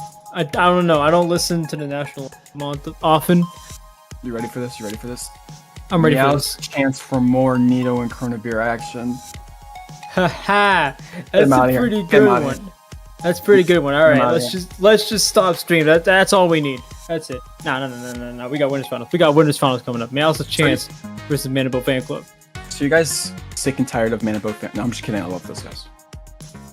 But it is also our third time seeing them, because they are, as far as we've seen, Meows the Chance has the chance to change what I'm saying here, but we've seen that they're the GOATs. Yeah, no, they've been doing pretty well these last few matches, and I think we've seen quite a bit from them. I know we just came off of them playing against Rewind. Beginning of our set, or beginning of our block, we saw Manta versus Chocolate Therapy 2-0, then they win 3-0. It's been a Manta sweep for a while here, so we actually have more information from another distant planet. This one's called Australia. So for Australia, apparently, one of the players on the side of Meows a Chance playing at... They've apparently been up since 12 a.m. Australian time, and they do not like being Australian. So I don't do this very often, but shout out to Meows a Chance. Thank you for playing in our tournament. We've only had I know. We've only had a few Australian teams and people from around, that should be sleeping right now. 12 a.m. That's crazy, but nonetheless, that should be, thank you very much for joining our tournament. And well, you're playing really well, so who cares? You got that adrenaline. It's 3 a.m. Actually, I don't know what time it's 4 a.m. Maybe 3:44. I'm guessing 3:44. Let me know. But nonetheless, all the teams that joined, thank you. But that's impressive from Meows a Chance, because I couldn't do that. Yeah, shout out to our Australians, and shout outs to everyone. And New Zealand. New Zealand. Shout outs to Papua New Guinea. Yeah, Oceania in general. I think you said it right, I think. Wait, where is... No. Papua New Guinea isn't part of... It is in Oceania. Right, that's crazy. Right. I'm so good. Right. You're the GOAT. I'm so good. I know my job. Indonesia and Malaysia and Tasmania, which is technically a part of Australia, but I want to sound smart, so I said Tasmania did give us one of the best Looney Tunes characters. Shout out to the Tasmanian Devil. But we're gonna see winners finals start off. This is game 1. Manta Boat Fanclub versus Meows the Chance. Another brush coming out from Meows the Chance. Thank goodness for me to commentate this set, because Prince is playing brush. Let's freaking go. Here we go. Nonetheless, you guys know they got that tent on the side of Manta Boat, who I just think is playing very well right now and giving them a lot of chance. And they gave them the zone right here. Meows the Chance, though, very much still in it, but that Zuka player on the side of Shot unfortunately goes down, but they got that cooler on them, the soda. And Storm's out now. Very nice. But unfortunately, 2 down on Meows the Chance. Oh my god, what is this pencil's name? Alright, whatever. We've seen Meows the Chance coming out, where actually Manta Boat Fanclub coming out here. It was a huge opening here. Oh, nearly takes out the Zuka with that, or the pencil with that first Zuka shot. Does to get it with the other one, but 66 remaining right now for Manta Boat Fanclub. 60 remaining rather. But so far we see Prince trying to sneak something by with this brush, but isn't able to do so. They go down, punished by the rest of Manta Boat Fanclub, as we see Manta Boat Fanclub making huge moves down to the right top side of your screen now, as we see more players jumping out from Meows the Chance. Manta Boat Fanclub doing a huge opener here. Huge opener indeed. It might be just a closer here. Trade there. Brush is coming in here. Not much is getting done, but they do have that Storm, but here comes the Zuka. It might be Jover. Yep, there it is. There's one from the Zuka. But they get it. Oh, wait, it's not Jover. It is not Jover indeed. Even though they do flip it back on the side of Manta Boat Fanclub. I believe that Storm gave a lot of help for Meows the Chance there to flip that, and they got the chance. By the way, Neo, it is Pussy, and I believe it was the isn't it the 3D World dude, the big dragon guy thingamabob? His name's that's Plessy. Sorry guys. I actually had a brain fart right on stream. Nah, it's you're probably right. I've never played 3D World, so you're probably right on that, or probably wrong on that. I'm not sure. Wrong on that.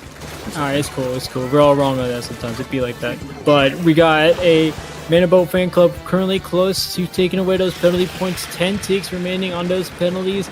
And so far, so good. They got a few more picks. Prince, got to watch out for Prince. One player now left on this side of Meows the Chance. Not going to do it for him. Manta Boat Fanclub continues their momentum from the last match, going up 1-0 here. Yeah, I'm going to be totally honest.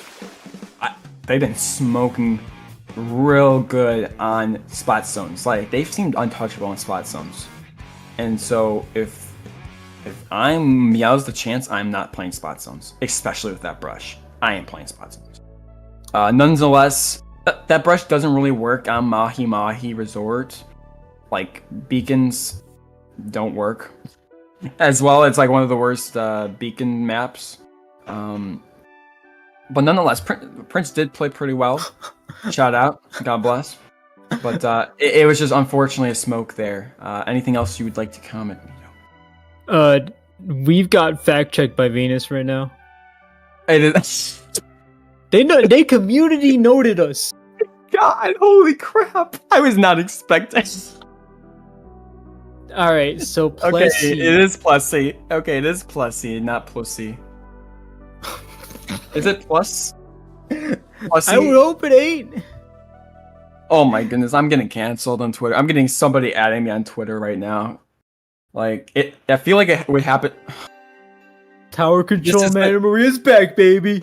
It's a new tower control Inkblot because everybody's bored of Inkblot, so now they gotta go Manta Maria. No, I'm just kidding. Love you guys. Tower control Manta Maria. Yeah, I would. I'm not a big tower control Manta guy, but I guess it works with brush. And then what else do they have? I don't remember. Shot. Do you know? I do know that if this, I think this is like if there's a home court advantage for Splatoon, I think Manaboat Fan Club has it. I know in that last match they ran most of what you see. This is probably gonna be Gal Shot. Gal Shot had it, maybe. Yeah, Gal Shot had. There's a shot. There's a head. Tent obviously comes back. Now they actually have a splash. They've been using splash, I believe, for the rest of the set, which is really just one match. Yeah, they went to splash. Crab has just been nutty.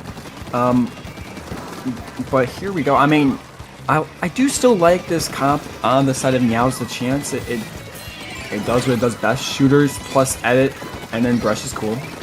But nonetheless, we're not seeing much here. 30 seconds. I don't think anybody has died yet. They are all cleared up. Plus here, getting some good chances. It's 2 down. It's 3 down. Touch the tower, and they do. And we got a good play by Meows the chance. And wow, Pussy just showing that they got the fall off there. Very nice. But here comes Juice and Co. Like I said, I've been very fond of Juice. They've been playing Tent very well in this whole set. And Agent comes in with 2 there, 3 down.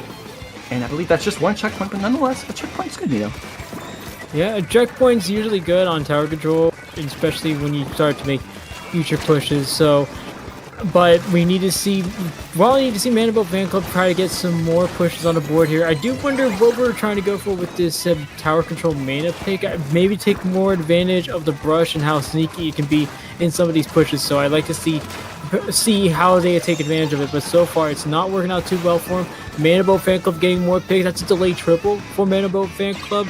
They've gone past, they're probably going to get past this first checkpoint. Little to no opposition from the side of Meows a chance just yet, but now Manaboat Fan Club has the lead. Will they try to challenge a few of these players? Yes, they will. There's already 1 pick on Plus D headed there. Both teams trading picks here next to this second checkpoint, so we're going to see more of that coming in soon as we try to see if Manaboat Fan Club can reach the second checkpoint here.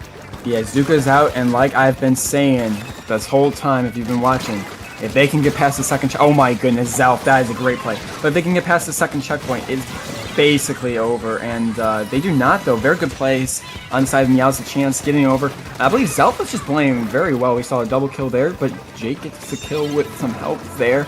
And it's just a bloodbath here as Meows a chance, or sorry, Manta Boat Fan Club gets this tower back, and they're doing some damage here.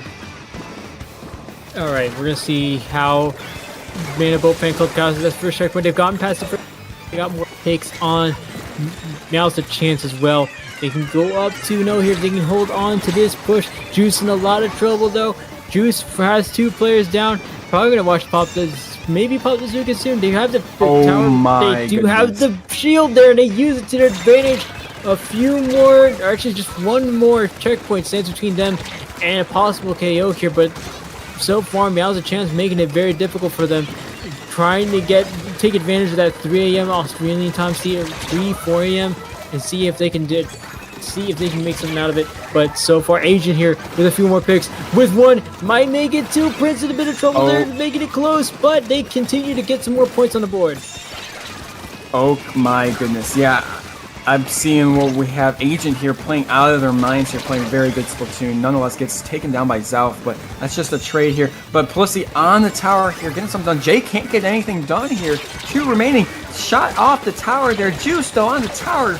Gets picked up. Agent left to go here. They keep it alive here, but 2 is really hard. But nonetheless, it is not 0, so it is very much possible.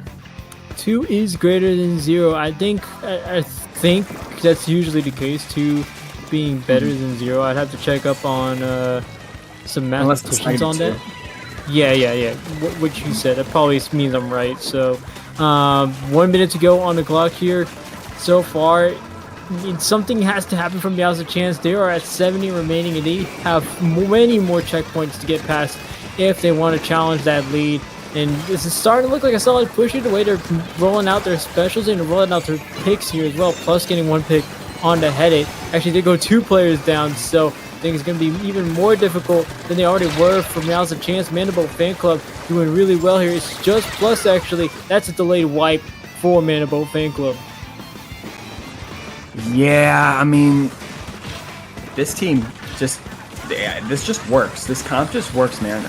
I don't know, and especially on tower control here. They've won every single Manta Maria tower control we've seen today. So maybe if whoever they play in the finals, don't counterpick this, because they are just playing away on this map here. Getting killed, 4 seconds remain. They need to get on the tower, and so it's over, guys. It's over. I just had to be sure, guys. Keeping that home field advantage and taking it up 2-0 in winners finals. Now they're in match point. We're gonna wait to see the counter pick from Meows a chance, but Mandible Fanclub keeping their momentum from the last match. They went 3-0. As a reminder, they might just go 3-0 here. We're gonna see what they come up with in the next match, though. You know, Nito, you want to know something we haven't seen yet? What haven't we seen yet? Clamblets, like at all, please. I would like to see some clamblets.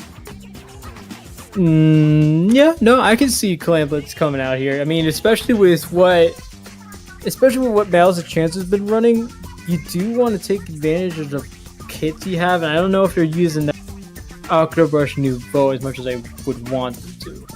Yeah, they have been struggling. I don't know if we have the counter pick yet, but if we don't, Venus, could we? I'm sorry, my memory is really bad. Could we get the map pool potentially? Let's get that. My memory's bad. Oh, thank you, Venus. I love you. We got Barnacle Dime Clamblets, Crab Lake Clamblets, Inkblot. Okay, just play Inkblot Clamblets. That's goated. Museum Clamblets and Scorch Clamblets. So if I'm going for Clamblets, please just do Inkblot. Like, actually, that's like a goated game mode. Thank you, IPL, for putting that in the map pool.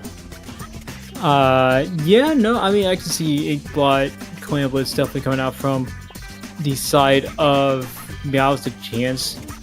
I think, especially since you already have an Octobrush, why not just pull out the good old fashioned V-Octobrush and just see what that Zipcast can do. Just let it out. Let's see what happens. But we actually, I believe we have our counter pick already as Splat Zones on Makomar instead.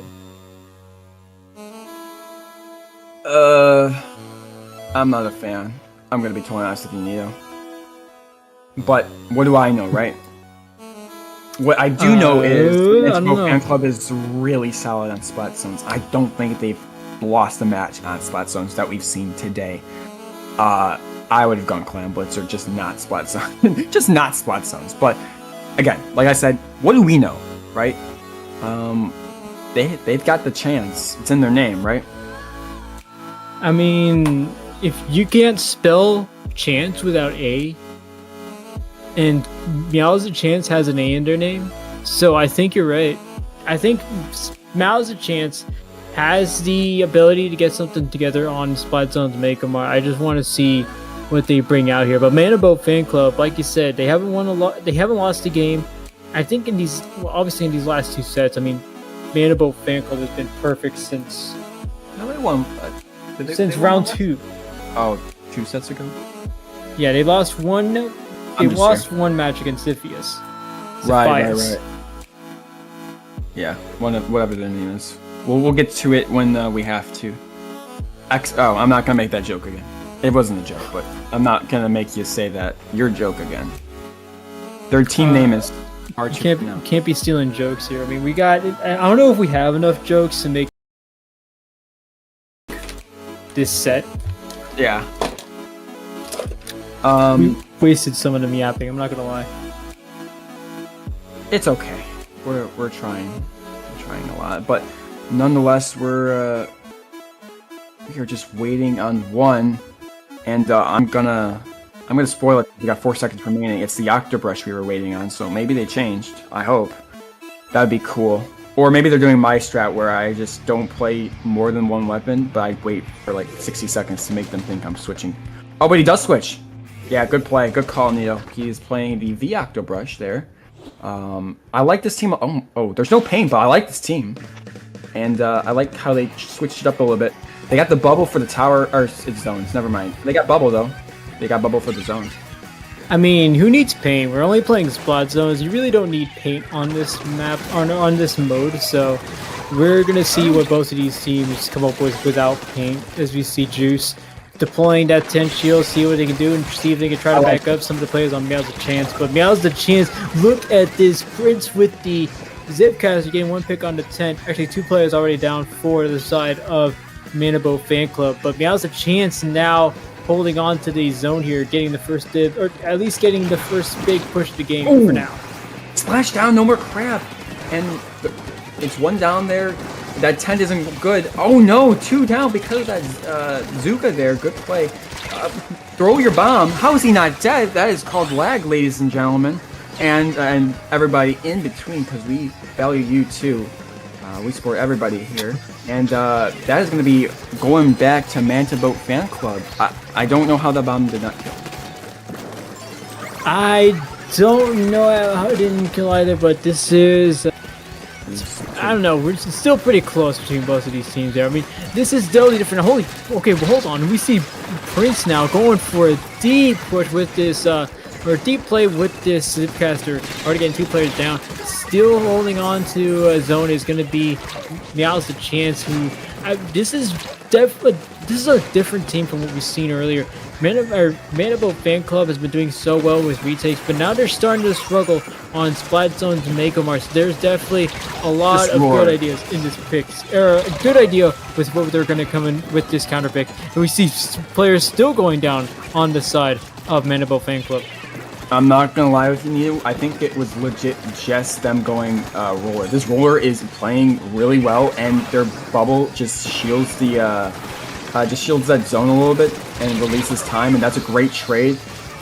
And Zelf was playing really well in general in the last matches, so we've seen that. But the Zip comes out, goes right through it. Unfortunately, Zip is Garbaggio. That's why I switched to Ink Brush there. And 3 down on the side of Meows the Chance, and that roller luckily getting out of there.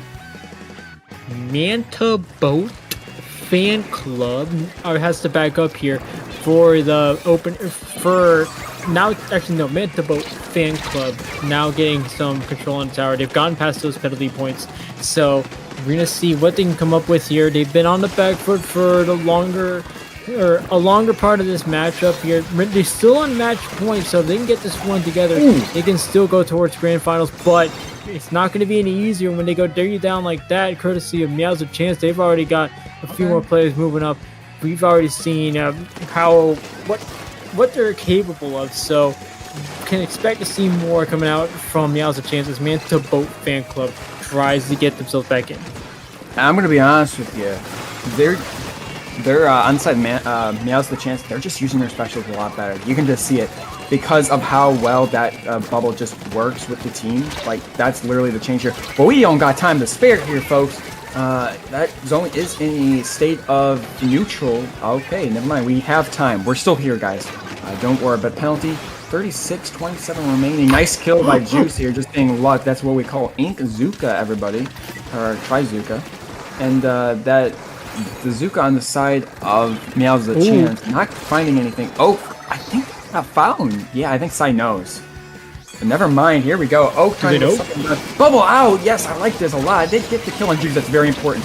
The kill on Juice, I think, even though Agent's playing very well, I think is the most important here. 3 down on the side of Manta Boat Fanclub. I think we might have a game on our hands. No, for sure. This is Manta Boat Fanclub has been struggling a while to get this to get something going, and with that should give them a little boost to at least say, hey, we can still get this one together. We can still make this a 3-0 sweep. Already one player going down, plus going down to that Trizuka. Both teams going one player down. And it's still a challenge here for Zone. They need to start pinning that Zone quickly, though, or else it's going to be a kill win for Meows a chance. Manta Boat Fanclub holding onto the Zone. More penalty points at least for Meows a chance as Manta Boat Fanclub continues to get more picks on the board. There's already 2 players down. Can they get a delayed triple here? It's going to be very close. 15 seconds left on the clock. This game may well be going into overtime. If Manta Boat Fanclub can be holding on to the Zone here, they're going to hold on, and this game will be going to overtime. It very much is, and if I'm Meows the chance, this is very important. You need to do this right and pop everything at the right time. You got to go now. Here we go. Specials are out. 15 seconds on the clock. 2 down. We're not seeing much. Agent gets it, and overtime here. 10 seconds remaining. Everything has to respawn here, and that just very much be the game here. Wow, Manta Boat Fanclub, and this is why I didn't want a commentator's curse. I was going to say we very much will. We go into game 4. We are not, because that was an overtime win for the Manta Boat Fanclub. Manta Boaters, and all of my Manta Boaters in chat. This is your moment here. Manta Boats, Manta Boat fans, Manta Boat clubs. Yeah. If you're a Meows the Chance fan, put some F's in chat. But don't spam. Don't spam. Just one if you're a fan. Do not spam, please. Or else I'm going to get kicked off and you're never going to hear this commentating ever again. It's alright. We might... There is a, 7 in 10 chance we might be unemployed by the end of this commentary block. But you know what this means? What the rest of it means is that Manta Boat Fanclub will be going on to grand finals. Meows a chance with this loss will be meeting... actually, I believe they are automatically put in either round 4 or 5. Let me take a look at it real quick. I believe it's round 5. Round 6. Round 6, actually. They're in losers finals here, waiting the rest of the losers bracket. Of course, Manta Boat Fanclub will be cruising on to grand finals, waiting the losers bracket finalists. So, and wow. I think there's something to note there, just for our viewers. Obviously, our upcoming commentators will talk about this themselves, but just know that in our losers bracket, it is you gotta lose twice if you're Manta Boat Fanclub in grand finals, whereas Manta Boat Fanclub only gotta lose one or win once themselves. So since they've gotten that spot in our grand finals, that's how our losers work. As you can see on your screen, this is how our bracket is shaping up. We don't know anything about Rewind, exclamation mark, exclamation mark, exclamation mark versus Shellfire. But we do know the Hybrid family is up on Sonora 1-0 right now. Those rounds are best of 3, I believe. Correct me if I'm wrong, until we get to losers finals. But yeah, I think that is it for us. Nito, would you like to plug yourself, your great self? Yeah, this is the part of the commentary block where I see if I get 1 or 2 out of it. If you want to find me, I'm going to be on Twitter or on Blue Sky at Nito and Use. Actually, on Twitch at Nito and Use as well. If you want to find me, I am currently applying for unemployment, so we'll see what happens after that. But Corona, where can the people find you? You can find me on my Twitter as well, because I'm great there, and only follow if you like Cubs baseball and music, because that's all I post there. No Splatoon. Thank you. Alright, thanks guys. Have a good day. You got some great commentators coming your way, and good luck to our competitors.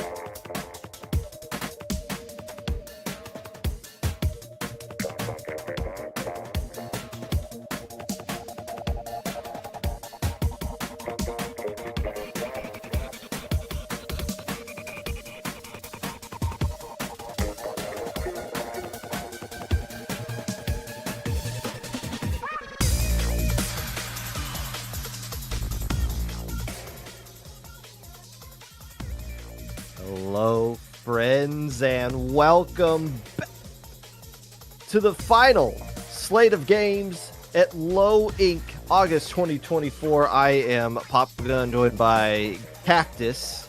I almost said Brush. I'm so used to doing this with Brush, but you are not Brush. Thank God. You're Cactus, actually. I was about to say, I'm glad I'm anybody but Brush. Yeah, Wow. I'm glad to be here. Sorry, shots fired at Brush, and he's not even here, so he can't come back at me, right? That's the fun of this. Yes. But yeah, good to be here. August Low Inc. We have a banger of a set coming up. We're looking at Rewind versus Shellfire. And this is what? This is losers round 4. So we're going to spend a lot of time looking at some losers here before we get back in the grand finals. Rewind is in this one after losing to Manta Fanclub 2 sets ago. They got 3-0'd by them. It is historically a fact that if you lose in winners semifinals in Low Inc., you have a horrible opportunity to get a win here in losers round 4. The reason being, you just coming off your loss, you are playing against a team that is at minimum on a 2-game winning streak. Shellfire is on a 3-game winning streak, so there's clashing momentum going on right here in this best 3 set. And if you see on the bottom side of the bracket, it's the same exact thing. Sonora, who just lost in semifinals of winners, they're currently losing to the Hybrid family, who's been spending a lot of time in losers bracket. So history is heavily against Rewind in this set. They're looking to they don't care about history, because Rewind is not used to being in this position anyways. It's been that kind of a lowing. Yeah, I mean, Rewind is looking to start turning things around, right? After their winners side of the bracket going in 2-1 against Blorp God 502 and Facialicious with a 3-0 victory as well. That 3-0 or 0-3, I should say, against Mana Boat Fan Club. You know, might have deterred them a little bit, but they know they could turn things around, and they're not as warmed up as Shellfire probably is, but they're raring to go like any other team here. We're going to be kicking this one off. Wait, tower controls game 1? I thought these were splat zones.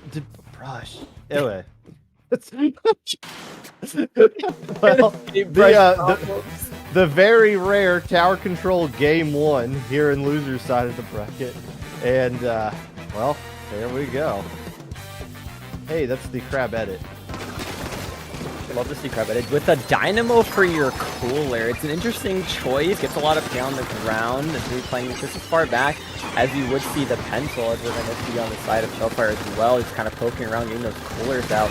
Right away, a flank trades out 1 on the side. It's going to be player advantage for Rewind. They're trying to make some kind of play here moving forward. It's going to be Shellfire, though, pushing this tower a little more forward. 2 players on the side here. A 2v1 gets off with a trade. Going to count out here another player. Reflyer trying to find another pick, runs into another, taking them out. That player's name was Bored AF, but they're using dapples, the blapples, the blue dapples. Isn't that? Would you think a player with that name would be using something like pencil or splattershot? But no, or maybe it is.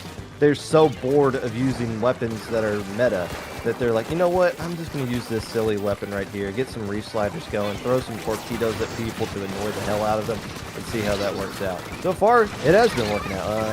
Unless it hasn't. Unless you get picked off on the side there. Immediately caught out. A lot of just trades going back and forth here. I mean, Rewind was able to get close to that first checkpoint, looking for another opportunity here, trying to open some stuff up with these strikes. Reflyer, though, comes out, gets 1, can board AF, lock it on the side here, and get out in time before the Slosher picks him off. They're going to actually just try to stay in this fight, having to be forced to back up because the Neo Machine's going to come on out. Oh, but they get a little overzealous here, and the Slosher getting both of them from before, just turning into a 1v1 situation both times. If you're in a machine versus Slosher fight, and the machine's got more range than you, you got to find a way to close that gap. Instead, they retreat and let the machine slide up into them, closing the gap for them, able to get the splat right there. Very nice.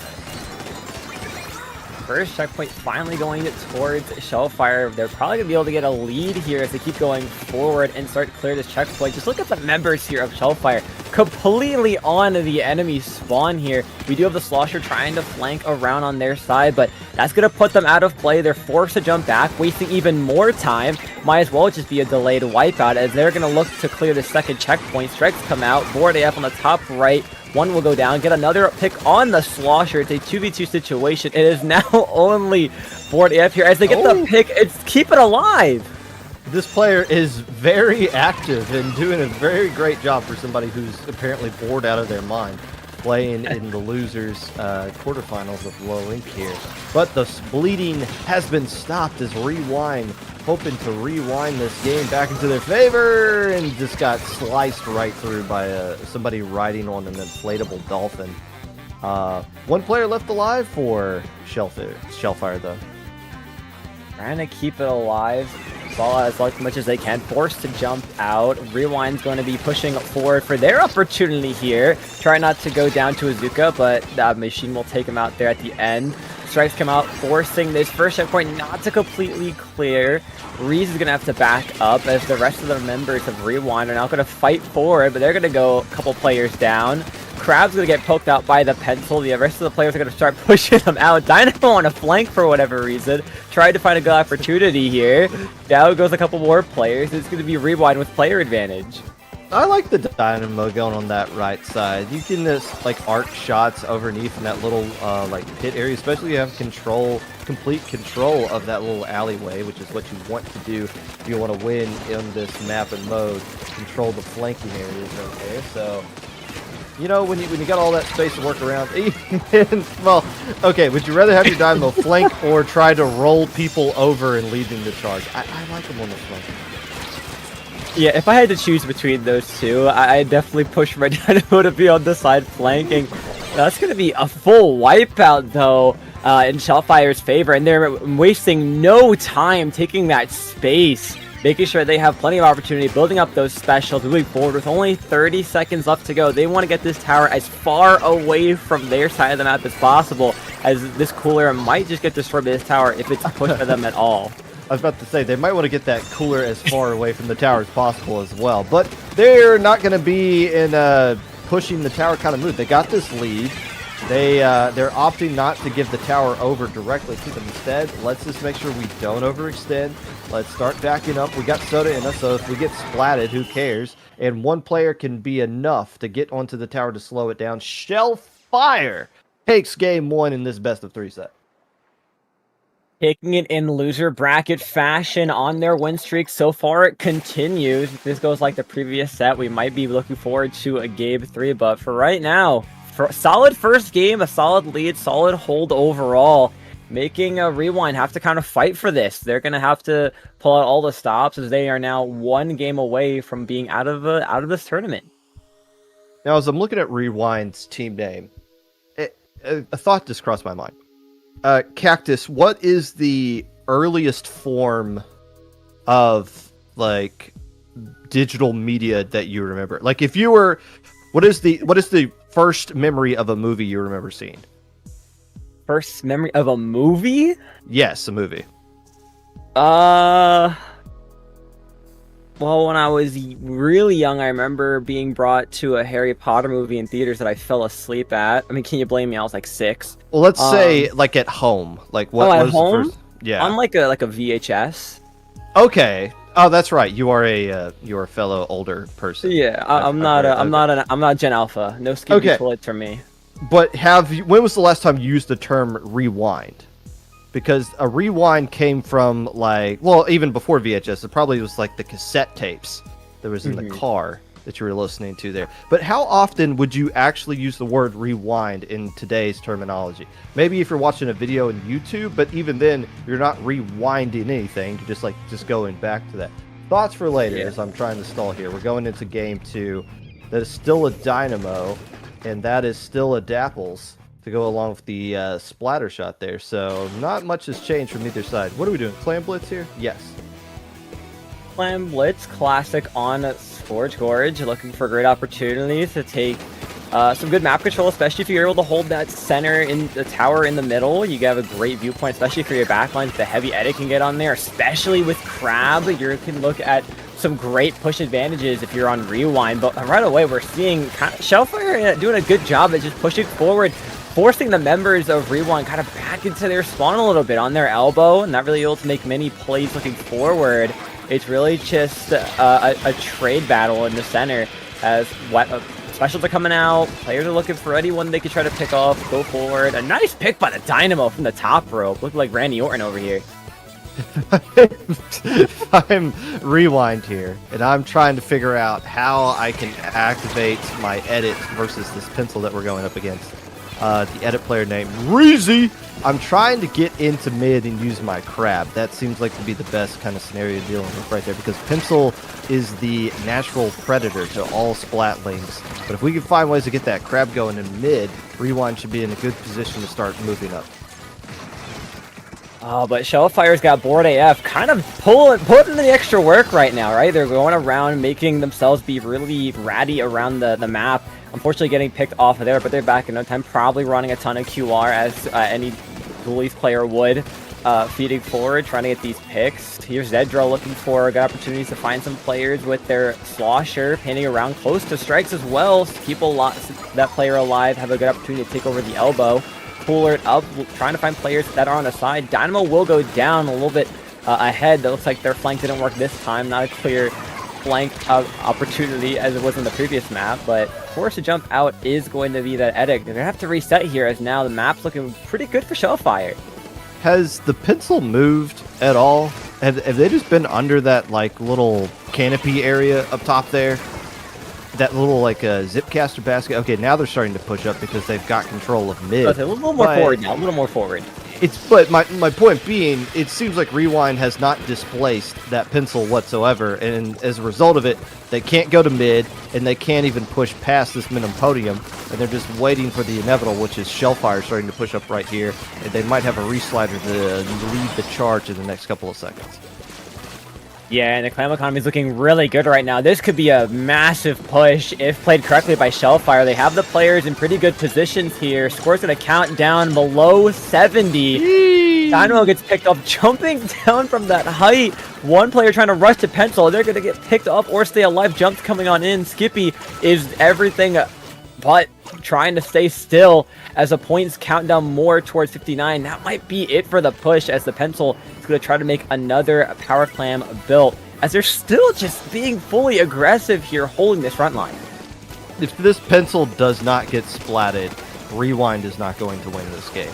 This push should be over right here, and if I want to get back into this one, I'm pulling forward with Rewind right now. I'm trying to get them a little bit off kiltered, and it's already too late. How do you... Gosh, that doesn't feel like a splat you should be getting. But all the way from across mid, they're still doing damage. Basket's popped wide open yet again. And young Bob right here leading the charge. Now, Skippy Talks is the players to start and push up, throwing a lot of clams in right now. You don't want to overextend if you're Shellfire. You don't want to overdo this. It looks like they're doing a good job of just that. They're throwing their clams in, staying alive, keeping the map control, getting the splats on top of this. This set might be over real soon. Yeah, I mean, let's Rewind can find a great opportunity to start pushing forward. They have roughly 2 power clams made that could be enough for a good push, but it won't be enough. They have to really pull out all the stops, have a consistent stagger on the side of Shellfire, force them back, try to get off this pencil, which is exactly what Reeves is trying to do here. Peach is going to go in with the Dynamo, a little bit of the frontline action with it. Runs out of ink just a little bit at the end here. This is going to be the start of their score, but with 2 players going down and the strikes forcing the other 2 to back up, this is going to be probably a wipeout for Rewind, and Shellfire will protect this basket with only 1 power clam sneaking through. There we go. Oh, you know what? I'm looking at the wrong thing right there. There we go. 25 seconds left to go. So we see another power clam jumping right in on the backside. Yeah, Board AF doing a great job. Yeah, Board AF now just sharking on this side here. They're still alive. A couple more seconds to go. Picked out a little early, trying to find a pick will stay alive. This is going to be it. The final 20 seconds of overtime, as Rewind will have a pity clam and another power clam made to start getting things going, but That Pencil's holding them back. The Slosher and Doolies are just throwing a bunch of subs on the side. Strikes will come out to push some of the players back, kind of corner them in that front area. Can they find a couple picks to go forward? No, they get stopped out from players being on the snipe. Zedro's going to try to make a play going forward, gets one, but gets wiped out. It doesn't score in time. I didn't look for this, and of course we're not going to see the stats, so we're going to have no way of knowing. I don't think the Pencil died at all. If they did, it was at a moment where it didn't really matter. Like maybe they were pushing up or something like that. Yeah. But there's just nothing. I mean, that's the problem. When you don't have anything to get rid of the Pencil, or when you don't have anything ready to get rid of the Pencil, they just control all that space. And they get so much soda in them that the Dapple players can just keep throwing themselves over and over at that one spot, and eventually it's going to connect, and they're going to get the splats and bust the door wide open as they need to do. And the losing winners round 3 curse continues as Rewind gets sucked into that curse. They're eliminated, and is the same team Sonora that was in the same boat as Rewind. They got 2 out as well. Shellfire and the Hybrid family that are on 4-game winning streaks are going to collide in losers semifinals coming up momentarily. Yeah, unfortunately, Rewind goes the fate of YouTube Rewinds, not to be talked about since there will be no more this time around. And that's what I thought about from earlier. To bring back up your point, the last time I think I talked about Rewind was YouTube Rewind. Besides that, I don't think I've used this since. Yeah.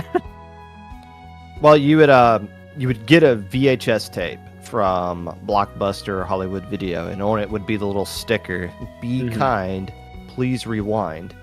And I found that most of the time, whenever I rented a movie, it was not rewound, and probably it was like you pop it in and it starts playing at like like a critical point, just spoils everything. But those are a relic of the time long past, and so is Rewind's run into this tournament. Although the story of this month's Alpha Bracket is a lot of people making their first ever appearance in the Alpha Bracket. We'll talk about Mana Boat Fanclub in a minute when we get to them, because the run they're on already is historic. Meows the Chance from Australia. They're only going to get better as the day goes on, because it's Monday for them. It's a Monday morning. Eventually it'll be time they can win this tournament and then eat breakfast.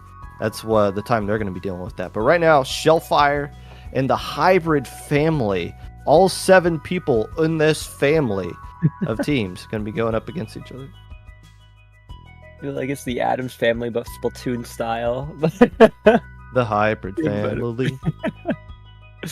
Yeah, I mean that's plenty of members, each one having a unique way they separate their team tag in their name from everything else. We have no space, we have a space, we have a dash, a couple stars in there, a little dot to separate too. I mean, I love the uniqueness in it all.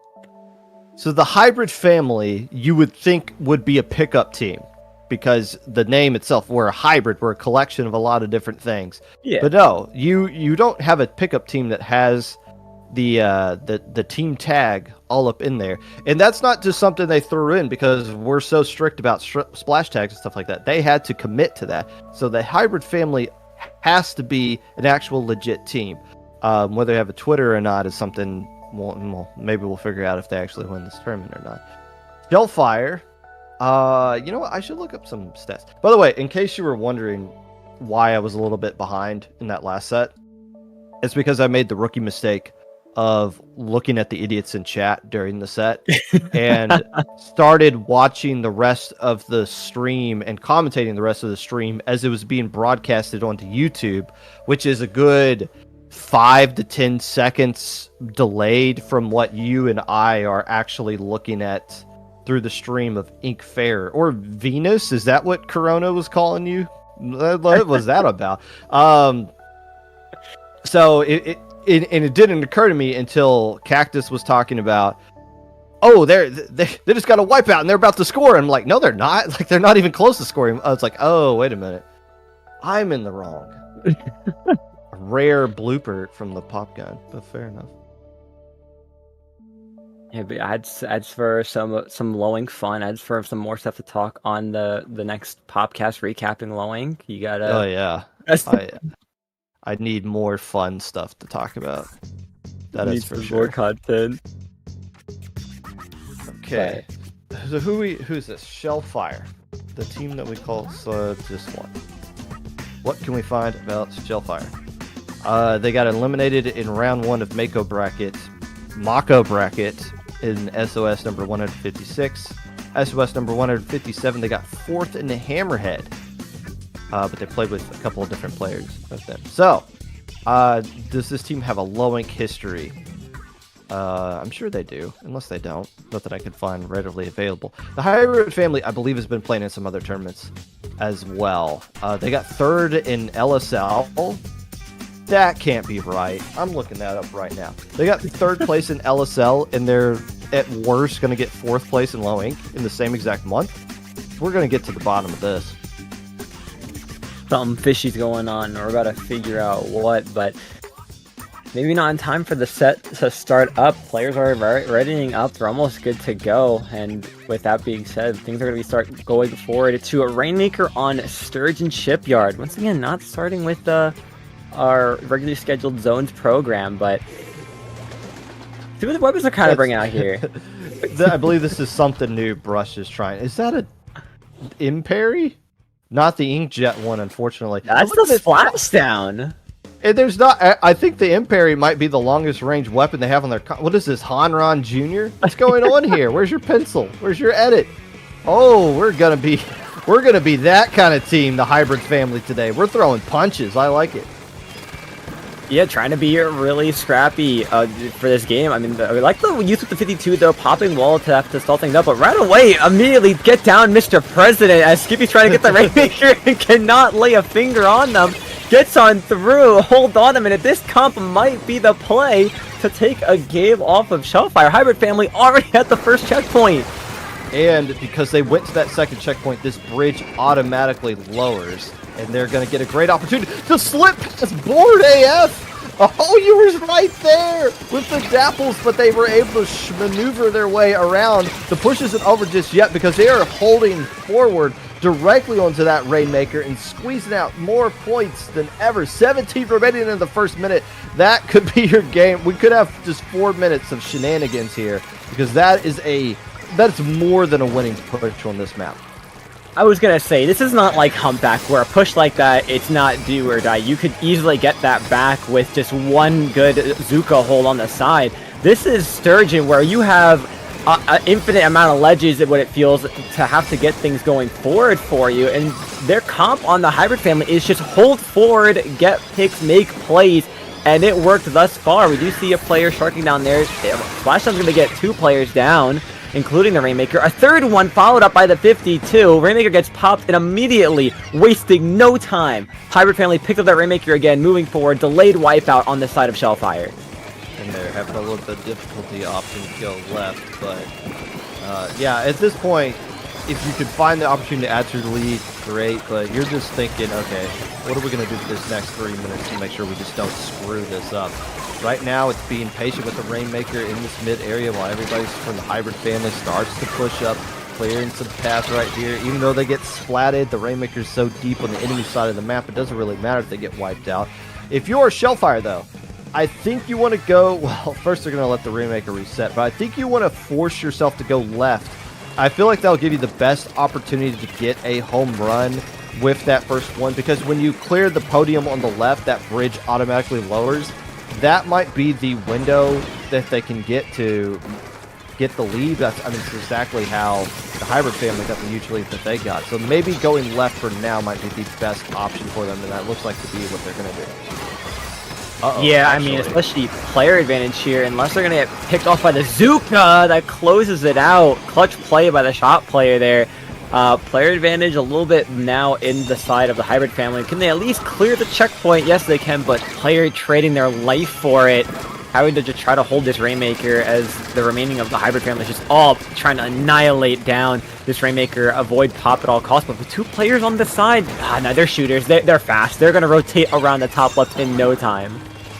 and that bonus that I was kind of talking about might be gone. Yeah, because the Rainmaker shouldn't have picked up and jumped off to the side. I don't know if you want to do that, though. In that kind of scenario, you're right there to kind of defend things. Now you're going to be a player down without a special, and you give the Rainmaker right back to Shellfire. Now, I don't think you want to push to the left necessarily at this moment if you're Shellfire, because that kind of like combo push is gone and that bridge is already back up, even though it's working its way back down. But you do have a lot of map control. You got some specials built up. You get some splats here. You can find a way to start to get a legit push going. By the way, that is the Fight Club. 1v1's only in the Fight Club. That counts. The Dapples versus the NZAP right there counts. If somebody else jumped in there, we would have disqueued the team immediately, because that's against the rules of Fight Club. Number 1 rule of Fight Club, 1v1s only. Don't try to force your way in for more picks. Player going on the side, board AF now putting in the work to cook again. Another player goes down. Zuka trying to find another. Can they find it in time when they get picked off? Barely staying alive. Nope, goes down. And now the players on the Shellfire rushing forward on the bottom here. Player advantage is holding. They are pushing this Rainmaker to the bottom right side. Oh, the dualies though sneak on through in the center. Trade-off. Still player advantage, but 2 bombs will take out the shot. They are not letting this Rainmaker get popped at all. That reach slider might have been the last-ditch effort for them, too. Although, it does allow the rest of their teammates to jump in. The Rainmaker still isn't safe, though, because everybody is a shooter, essentially. But one more opportunity. But again, I think that was the last player left alive that was able to pick off that player right there, because that was getting a little dicey right there. When you have no anchor player and you're trying to hold on defensively with this hyper-aggressive comp, you just got to keep throwing yourself at the Rainmaker, and that's your defense. And it ended up working out. Are they all wearing cat ears? No, just 2 of them all, but they do have similar animations. Fair enough. Yeah, I mean, I think that's the one benefit of having an anti-backline comp, is that your last player alive being a shooter of some sort can easily take out that Rainmaker at any cost. And they didn't even know where they were too. They had no idea where that shot player was hiding. They decided to book it thinking they were just respawning, but nope. Playing sneaky, hiding in the angle, waiting for the opportunity, and didn't miss their shots. And that was a crazy game 1. Now, the winner of this will move on to play Meows the Chance in Losers Finals. If we see that the Hybrid family is the winner, and they have more cat drip than what Meows the Chance does, then what are we even doing as a society anymore? Because the Hybrid family does have a lot of cat drip going on here. Maybe that's the reason why they're up 1-0 in this one. But Tower Control Manta Maria is the counter pick. And I got to poll you guys. Brush is the one who made the map pool. For forever in a day, we have done game 1 as splat zones and then let you counterpick everything else.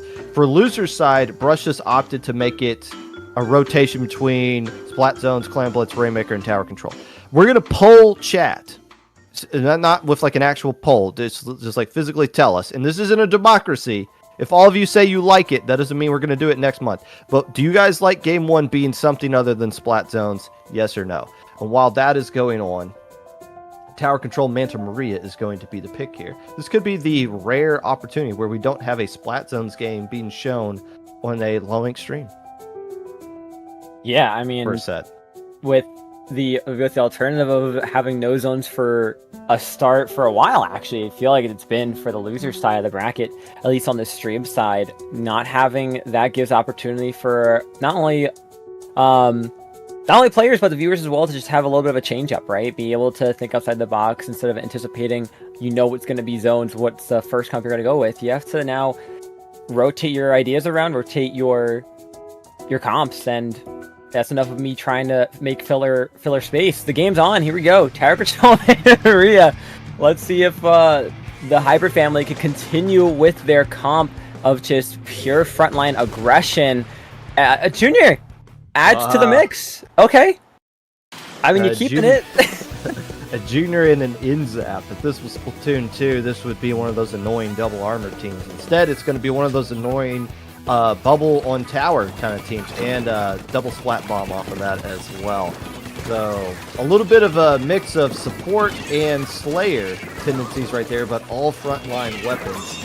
coming out yet again from Hanran Jr., the hybrid family, and a couple of them getting picked off immediately, I believe by the machine, able to take care of that and coming back and destroying the player in mid as well. So the first checkpoint's going to fall into the favor of Shellfire. Yeah, Shellfire had a really good designated attack right there on the hybrid family. I mean, coordinating their push there to get that little bit of delayed wipeout for that first checkpoint was a great play. Strikes on the side forcing them out. And even now, I mean, they also have, I noticed they brought out a T-Tech, which is going to be great to shred that bubble if they try to push for it. Speaking of strikes, they're going to have those strikes ready at any moment. Zuka takes out the Junior, but Board AF is going to go down as well as a trade-off in the front. Strikes will come out to clear some mid space, hopefully getting some of their players in on Shellfire. As right now, they're still the only team that's actually put points on the board. The hybrid family, very different than we saw the first game, struggling to find a good opportunity. As the machine gets a good combo there, picking at least one player off. Junior playing defensive in their bubble. Oh, player advantage now, though. Hybrid family, they're going to try to push for their first checkpoint finally. You know, I was talking about something stupid, I guess, because I completely forgot. This was a counter pick from the side of Shellfire, and it makes sense that they would pick this, because if you're not going to have any anchor play coming out from the side of the hybrid family, yeah, let's force a let's do a long linear map like this. This seems to be, and if we can keep our edit players safe up on that catwalk kind of area and just let them walk all over the place and mow players down from the distance, this map should favor Shellfire, as, well, we're basically tied right now with about 3 minutes left to go. Yeah, and Zuka Online is going to try to find a pick on what immediately does. Well, last shot going to be shot over that top bunk area, not finding a player. Unfortunately, the edit will go down to a splat bomb. Junior goes down to our torpedo, and trades happening in the center. Players are split all around. Jumps coming on in for Shellfire, trying to keep control of that mid area as they can. 52 will get one on the sidelines here. Unfortunately, there goes Young Bob, as Hero is going to be kind of poking around, right? Seeing where the enemy team are. That's kind of what the entire team of Hybrid Family is kind of doing. They're waiting to see where these remaining players on Shellfire are hiding out. Where can they find the picks? Oh, but 3 go down. It's just a shot alive with Zuka. Cooler comes on out, and look how fast these players of Shellfire are reacting. They're pushing forward. They want to get this lead, even if it's a little bit. Zuka on the left side will try to salt that tower just a little bit more. Final strikes go on out. This is probably going to be a lead swap as long as they can hold and not go down to any bombs here. They get the lead swap. Still essentially a tied game, though, if we can't. We being Shellfire. I don't know why I'm including myself in that. Currently, if they can't find a way to get past, or at least do some damage to that second checkpoint, this is still pretty much a tied game at this point, which is what it's going to be, as now the hybrid family's back into control of mid. If it wasn't for this pesky Dapple player, I mean, it's almost kind of like a Tetra in a sense. Even though it doesn't have all the slides, it's still just very annoying, going off on its own, and when you least expect it, is coming from behind and murdering half your team. Still, they're able to take care of that, and now all the fights are in front of them. But it's the Hydra, which not Hydra, the heavy edit, that is causing a lot of the issues with the range that it has over the top that's going up against. It's able to kill a couple of players there to make sure the Hybrid family can't get into position and get the lead.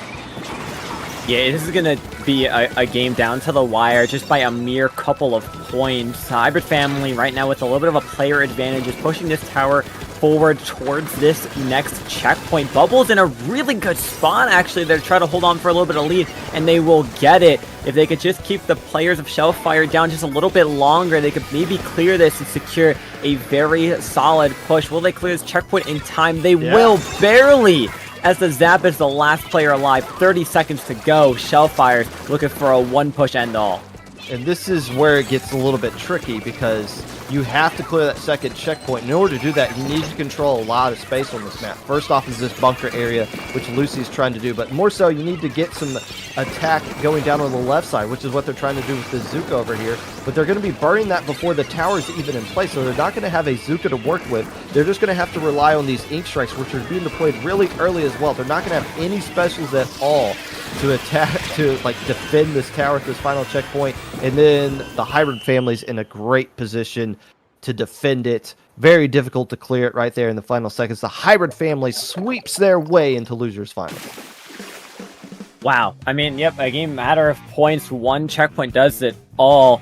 it just goes to show how much the cat powers are with this hybrid family, and maybe have more than their next opponent, Meows the Chance. Well, just to kind of follow up on a couple things we've been saying. Yes, the hybrid family did finish third place in Little Squid League number 42 just a couple of weeks ago. They are at worst going to be finishing third place in a 120 some odd team low ink. With a higher skill cap, with stronger teams that were banned from that Little Squid League. Now, this isn't the same exact 1-for-1 roster. There's a few players different from other, but there are still a couple of players that were the same exact thing, which makes me wonder, how good is Mount Pleasant Junior School, the team that won Little Squid League? Would they have absolutely curb stomped this low ink if they had signed up? I guess we're all thankful for that they didn't right now, because this is what the third place team is doing. Also, to follow up what I asked in chat, if you thought we should do something other than Splat Zones in Game 1 on these counterpick scenarios. Pretty much everybody said no, we love Splat Zones. Please do not change Splat Zones. So we hear you loud and clear. So we will be keeping Splat Zones forever. Thank you. Thank you for your feedback. Splat Zones lives another day for low ink. For the first games get to start, you're trapped. We're slowly feeding you what top level favors the most. If you don't like it, hey, there's always an option to turn it off and touch grass. They're not trapped. We're giving them what they want. Not a single person was opposed to us keeping Splat Zones. Not a single person is exactly what I said. And also, if you're watching this 2 weeks in the future, chat has already been deleted, so you have no choice but to believe me. And why would I lie? So there we go with that. Oh, but Yeah. We're back to Splat Zones anyways for Losers Finals.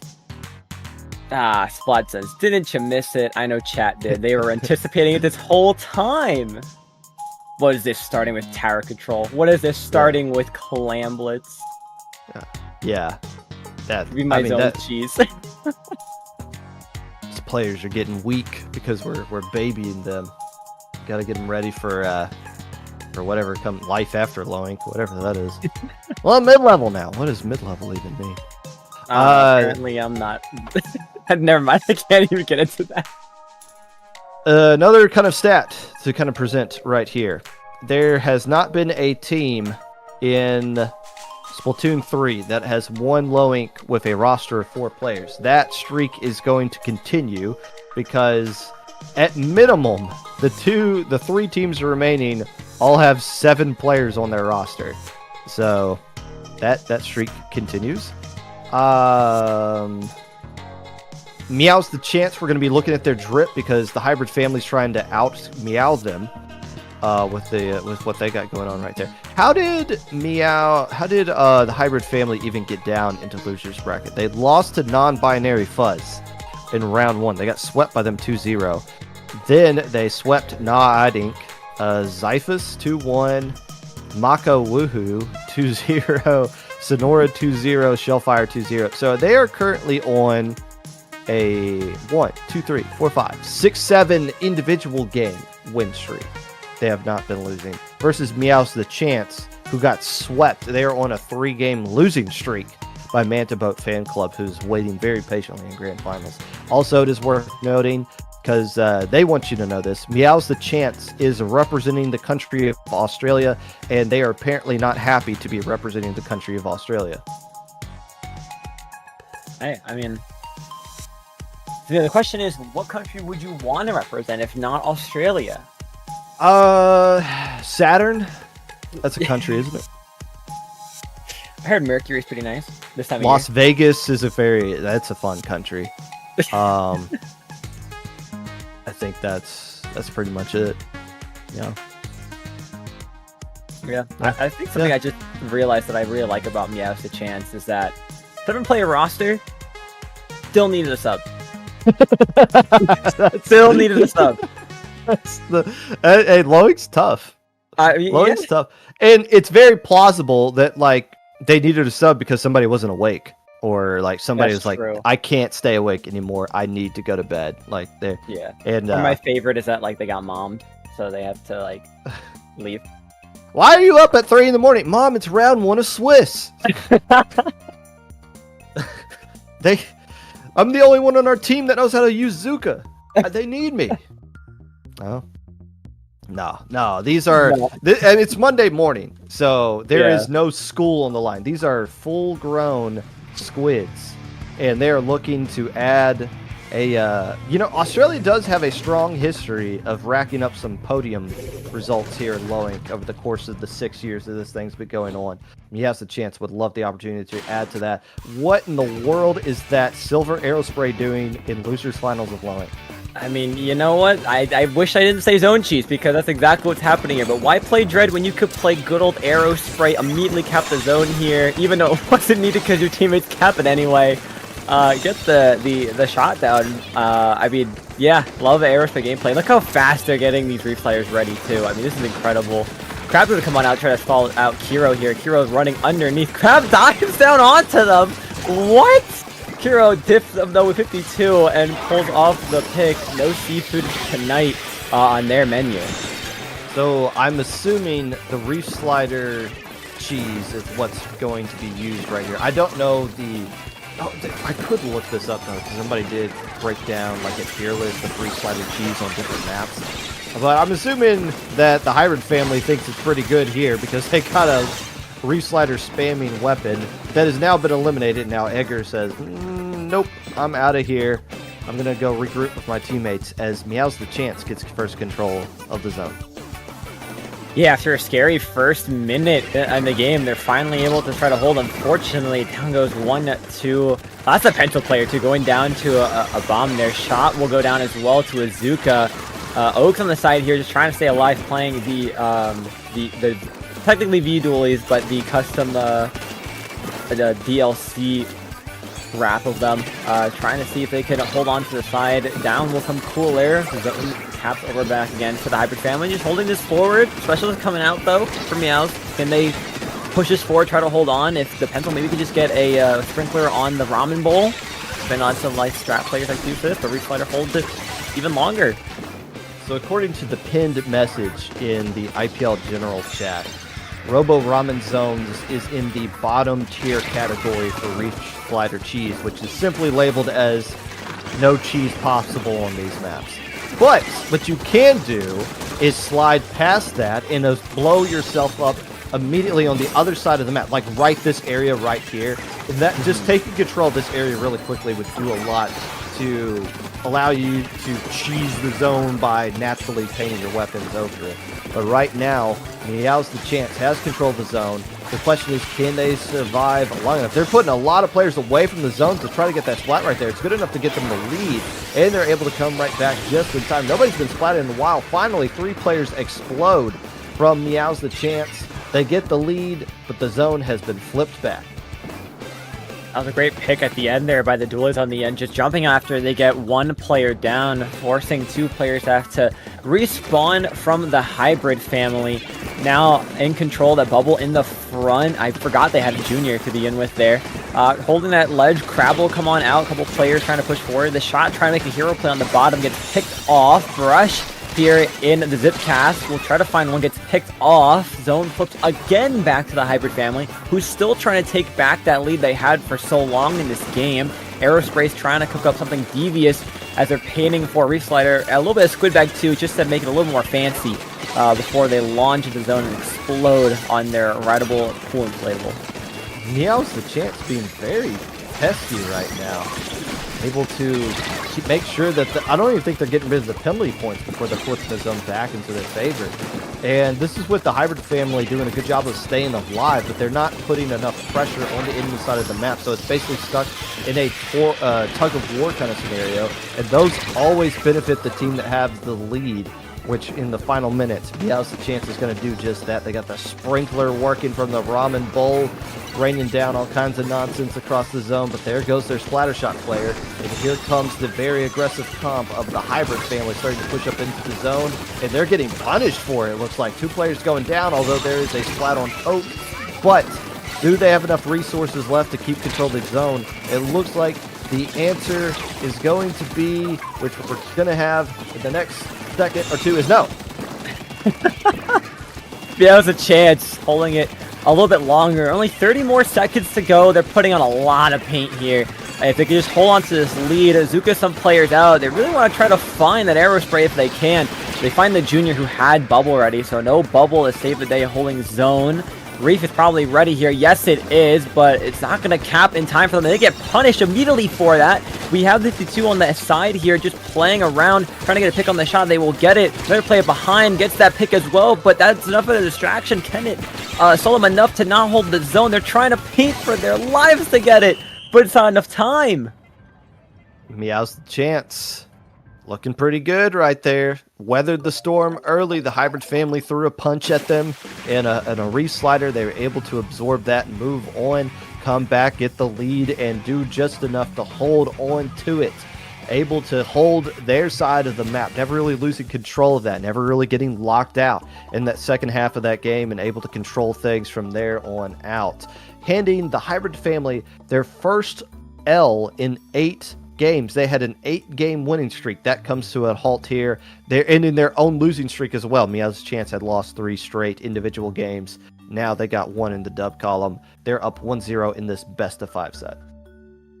No cat drip either, so it just goes to show that you what is don't going on with need that? it. You know, What we are we used to be doing? a society. We used to be a society built on the fundamentals of that if you had something cat related in your name, you dressed up in the utmost cat gear possible. Well, they're from Australia, which is the flip mirror image of us. So maybe That's they're true. thinking like it's opposite day down there, and we're not going to have any cat trip, even though the other team, the hybrid family, has no cat connections at all, but they're wearing so much cat trip. There's got to be some like that. I'm just disappointed, and I feel like I'm justified in my disappointment. I'm not mad. I'm just disappointed in your action. Exactly. Yeah. Yeah. I'm trying to make sense of an illogical world that we live in. Yeah. No, I can't do it. that's fair. Cactus. I can't do it. It's hard. It's a hard world we live in. So the hybrid family has to look up what the counterpick rules are because it's been a long time since they've made one. What map mode are they opting to go with right here? And there is okay. So the Meows the Chance is actually going to sub players in and out over the set. So they're not just bringing in 4. They're waiting specifically to figure out what the counterpick is going to be to sub specific players in. So that's something we've seen in Loink before. If you got all of these players and you're like, oh, well, this player's just really good at tower control, or we don't want to use our brush on this. There's a lot of different things you can work with right there. Although I believe it is actually the hybrid family. Wait, no, it is the Meows the Chance that is who may be subbing or something like that.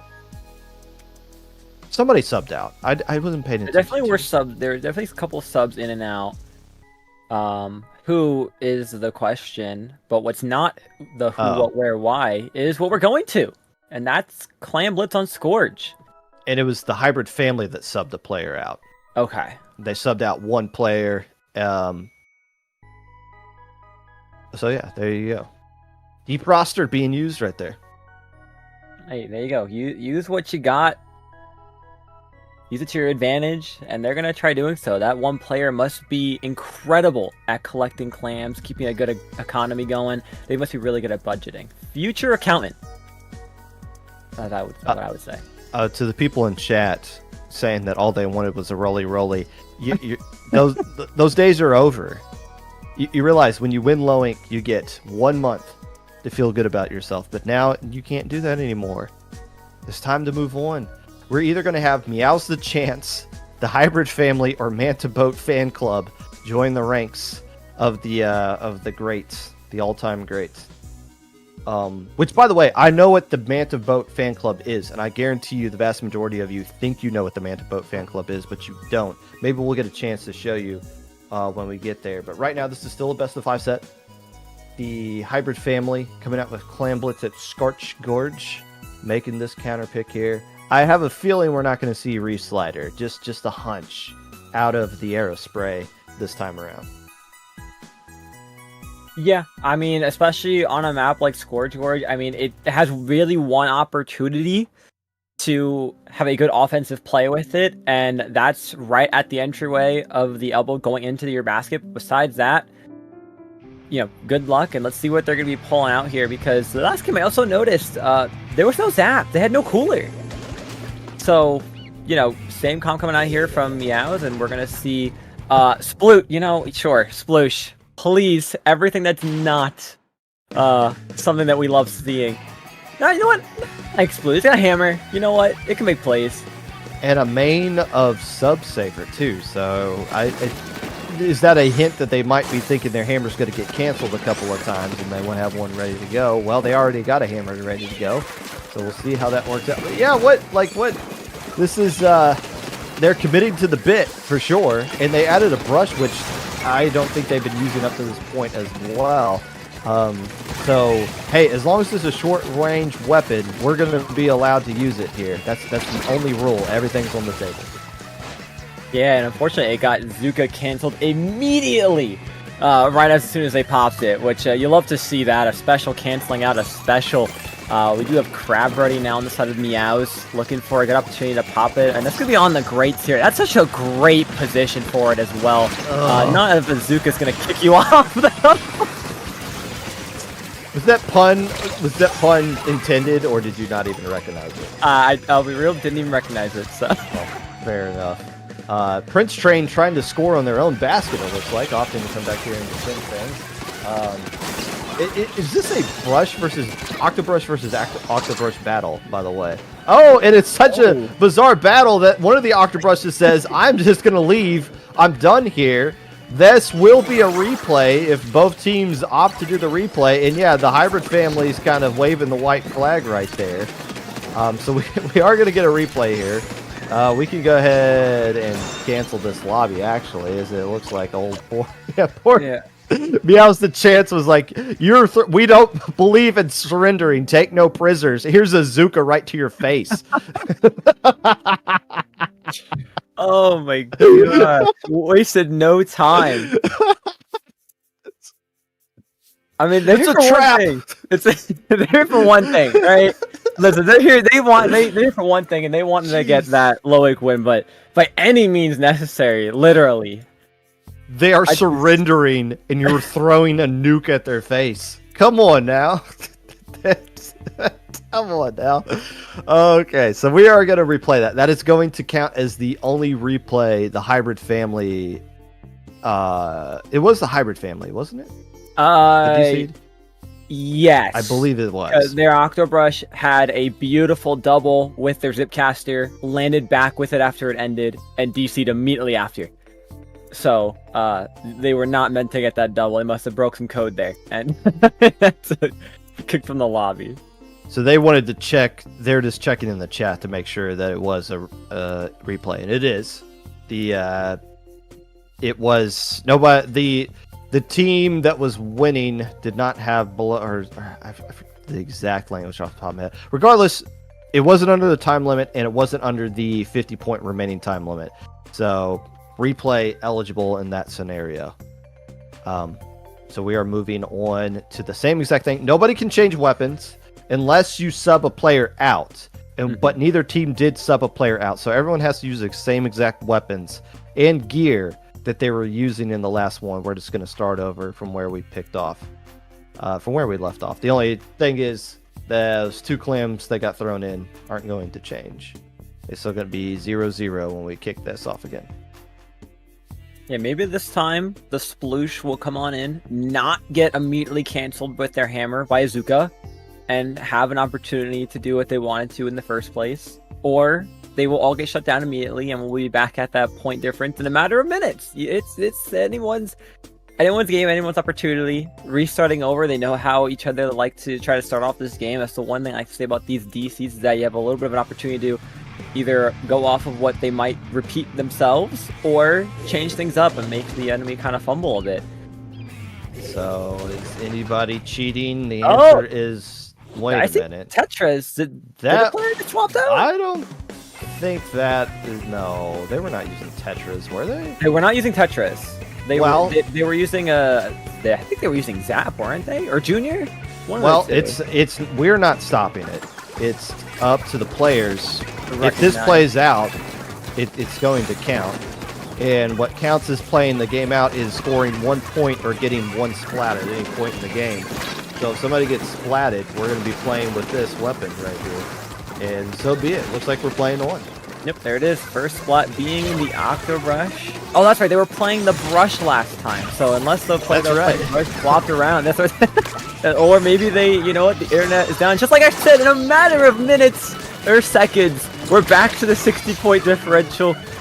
One extra power claim getting scored through. Heroes trying to make their way in, but wiped out immediately. Oh, they're already at the basket. No time wasted. The worst thing you can do with Clam Blitz is get wiped out, especially when you are scoring, because you are just giving so many resources to the enemy team. I mean, they're already at your basket just waiting to throw one in. The good news is, at least for the hybrid family, is that they don't have to, they still hold on to their lead.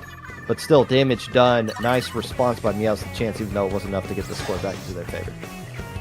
If you saw at the top, the Stamp tried to go in and make a play immediately, got picked off from behind. The other player trying to follow suit gets down as well. Their resources already gone for the hybrid family. Meows the chance now already having strong control of mid.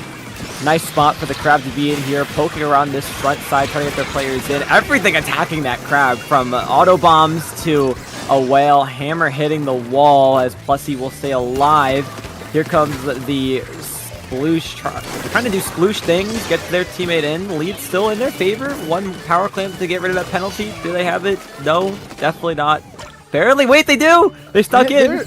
But why? Who cares? You added 2 points to your lead. That's another player splatted, and look how quickly the blue ink is going to form on this map. And look at all the clams that can pick up along the way, gives them more opportunities to build.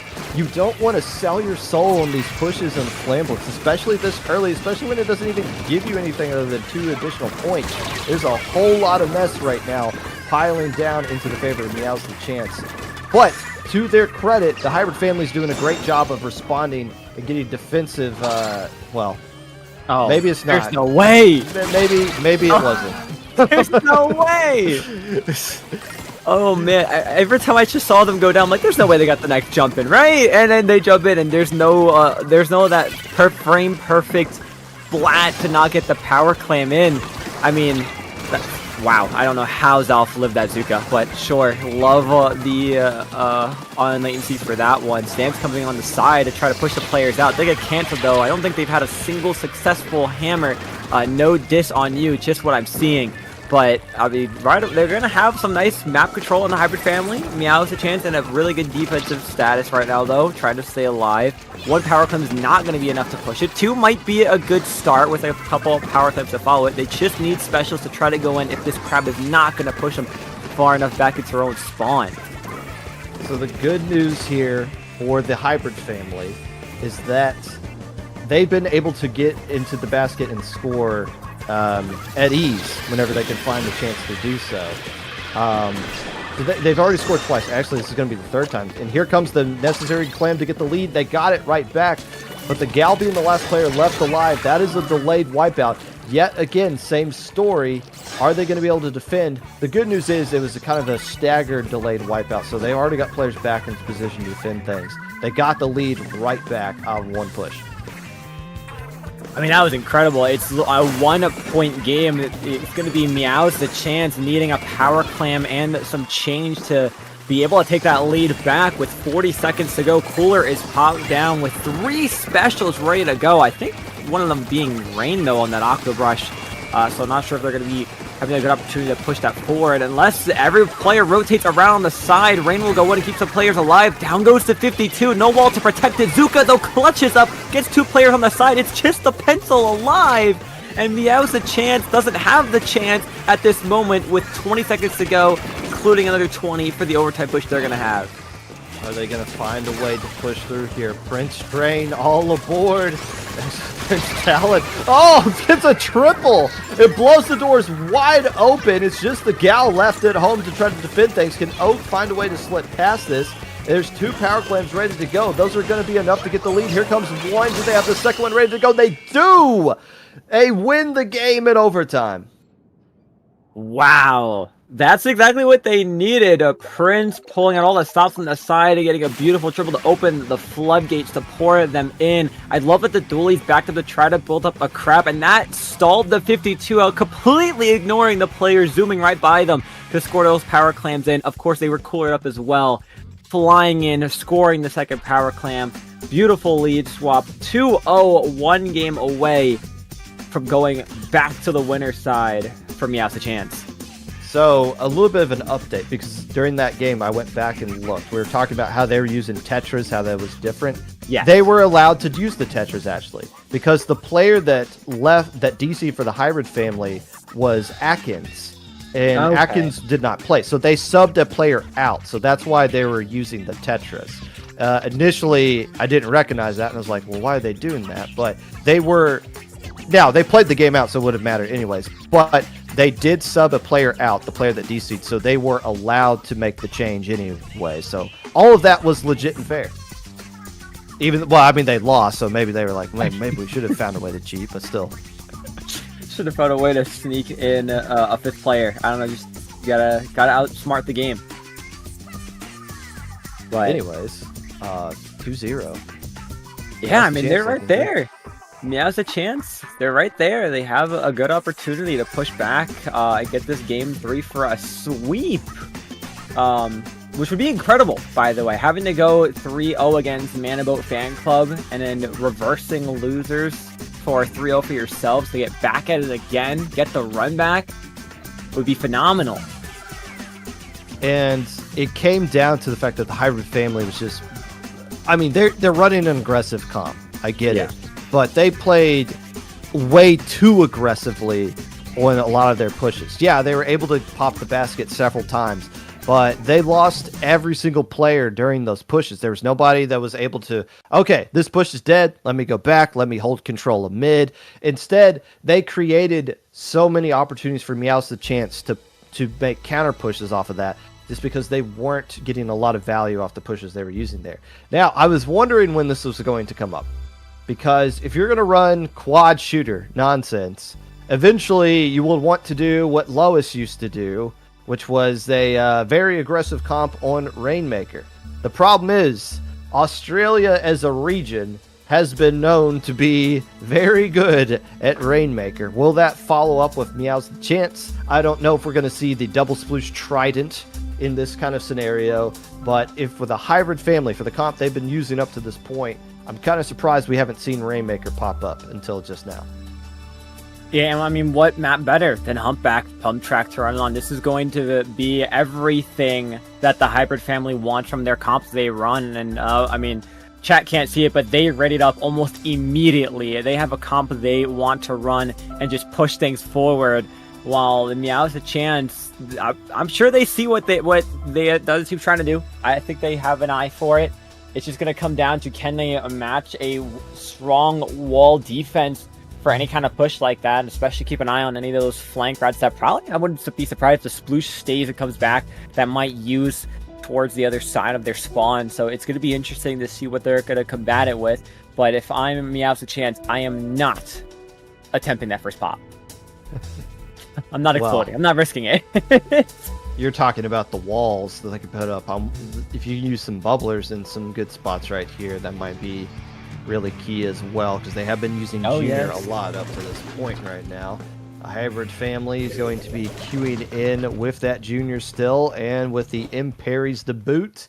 Okay. And, well, they still got the Octobrush on the side of Prince Talon with the Ninja Squid, trying to find ways to zip cast behind everybody, and opting to run into the Rainmaker head first against a quad shooter comp. That's not going to work out into your favor. The pop goes to the hybrid family, and oh boy, this fireworks could be going off really early right here.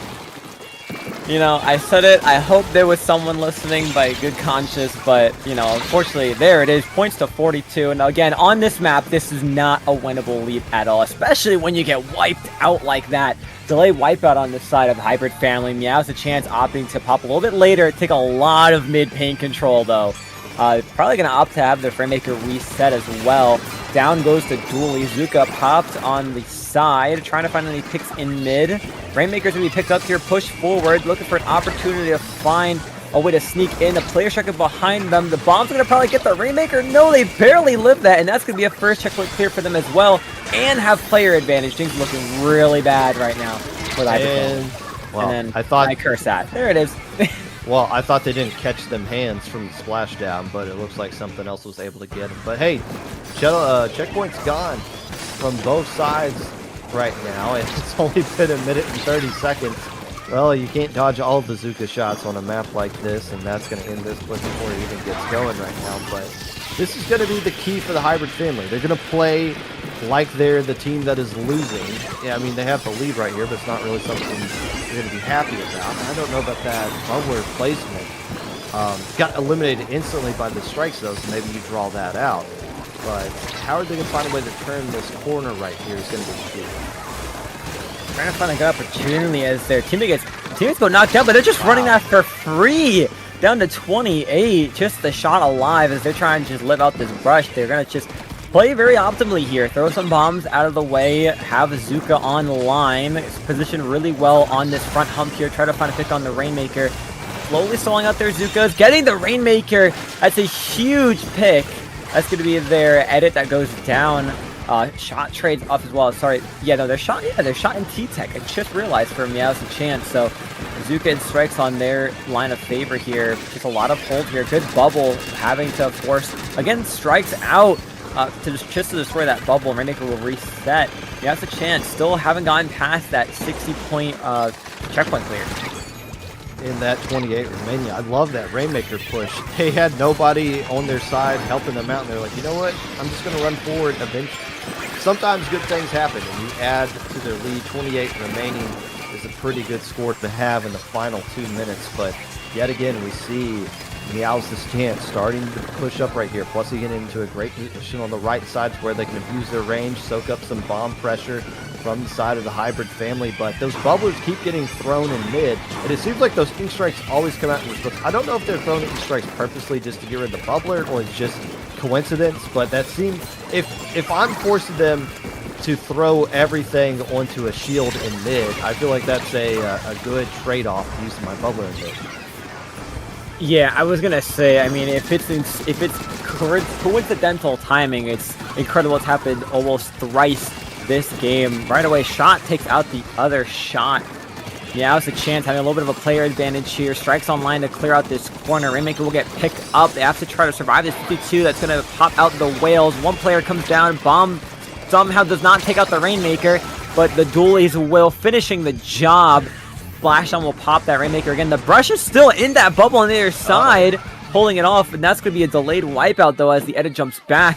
Rainmaker is going to be a reset for the Hybrid Family, not opting to pop it with less than a minute to go.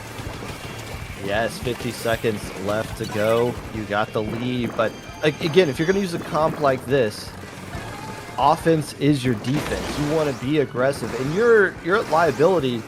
Although they don't have Soda, though. Yet I feel like you pointed that out before, but they're doubling down with that again. They still don't have Soda to work with, so they can't really just kind of hold forward, because if their players get splatted, they might not be back in time to defend things right here. Zalf in a great position. If a window opens up, they can just slide right through and get the 3-0 sweep. It's just the Imperi left alive, and they get destroyed. There goes the lead. There goes the game. Here goes the set as well. Potentially 1 point remaining. One last chance for the Hybrid Family, and they're going to use the bubbler early in the final 8 seconds here. Can they get the KO and extend the set? I mean, the last minute is going to count down as long as this Rainmaker stays alive. Splashdown used prematurely on that right side. 52 goes down. Here comes a flank from the left side. Does Edgar see it? I don't think they do. Behind him is the brush. They barely hold on. The brush gets picked off. Barely staying alive. Players are funneling down in the front. The T-Tech has to jump out to reset. 36 seconds left to go on this Rainmaker. They have to KO if they want a chance to win this. Zuka is positioned greatly here, trying to push things forward on the front line. They have to stay alive as far away from that side as they can. Bombs coming out. Dualies go down. A couple more seconds to go. Here come the strikes. They have to run it, but they fall! Oh, they had some time to work with, too. That Rainmaker wasn't going to explode for another 20-some-odd seconds. They could have backed up, but I think they were just losing too many players on the front line there. But and on top of it, you have to get a KO, so it's like, okay, yeah, you got to really just hope everything works into their favor. Good play by the T-Tech, jumping back right there, not and saving on to those strikes that they could use. I believe it's the strikes that ultimately pushed them off the edge there and got the splat. And Meows the chance. Very patient offensively with the Rainmaker. They waited for that one opportunity. They took advantage of it. And now they have swept their way back into a rematch against Manta Boat Fan Club. Hybrid Family. Third place in Little Squid League 2 weeks ago. Third place in Low Ink just a couple of weeks later. Not too shabby of a run for them, but we're moving on. I mean, what an incredible month the Hybrid Family has. I mean, that's 2 third places. Hopefully they don't feel that it's going to be a third place haunting streak on their end, but incredible run overall. Those were really close games, a lot of back and forth. It's just those very few moments. Meows the chance was able to sneak on in and to take over, but now bracket is going to go to grand finals, and Meows a chance hoping for a strong run back against Manta Fan Club. Again, they were sent down into the losers bracket by them in a 3-0 fashion, getting swept. So being able to sweep the Hybrid Family, they want to ride that momentum. They want to keep going and keep the win streak alive of those individual games, hopefully leading into the bracket reset that I know they're hoping for. And that's going to bring us to our final break before we bring in a grand final. So if you need to go use the bathroom, now would be a good time to do it. Do not use the bathroom during grand finals. We're not going to allow you to do that. So do it right now during this break, and we'll be back with the finals of Low Ink.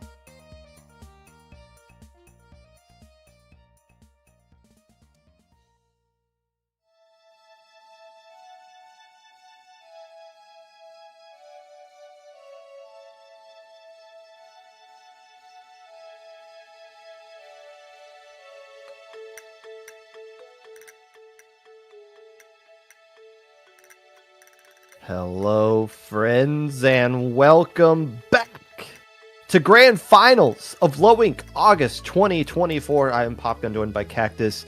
The two teams we have here for Grand Finals, Meows the Chance, taking on the team that sent them down into loser's bracket, Manta Boat Fan Club.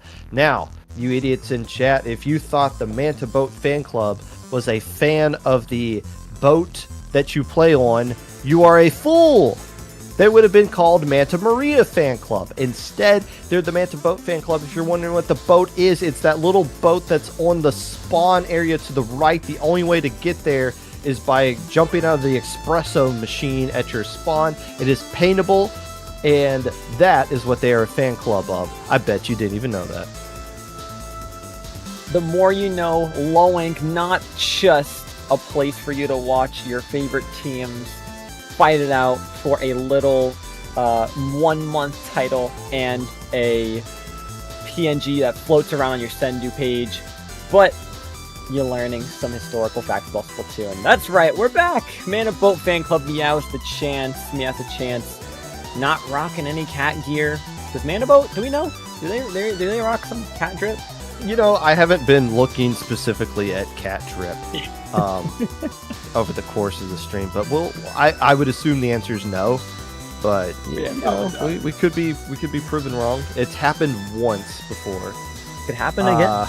Both teams needing a sub at some point over the course of the weekend. Meows the Chance. It should be like the sun should be rising where they're playing, or the sun might be already up at this point. Who knows? It could be time for some breakfast. But Manta Boat Fan Club hoping to get the win right here, because admittedly we forgot to make maps for the bracket reset. So if we don't get to a bracket reset, no one of you will even realize that. But Manta Boat Fan Club has dropped a grand total of what, 1 game all day long. They've been kicking butt.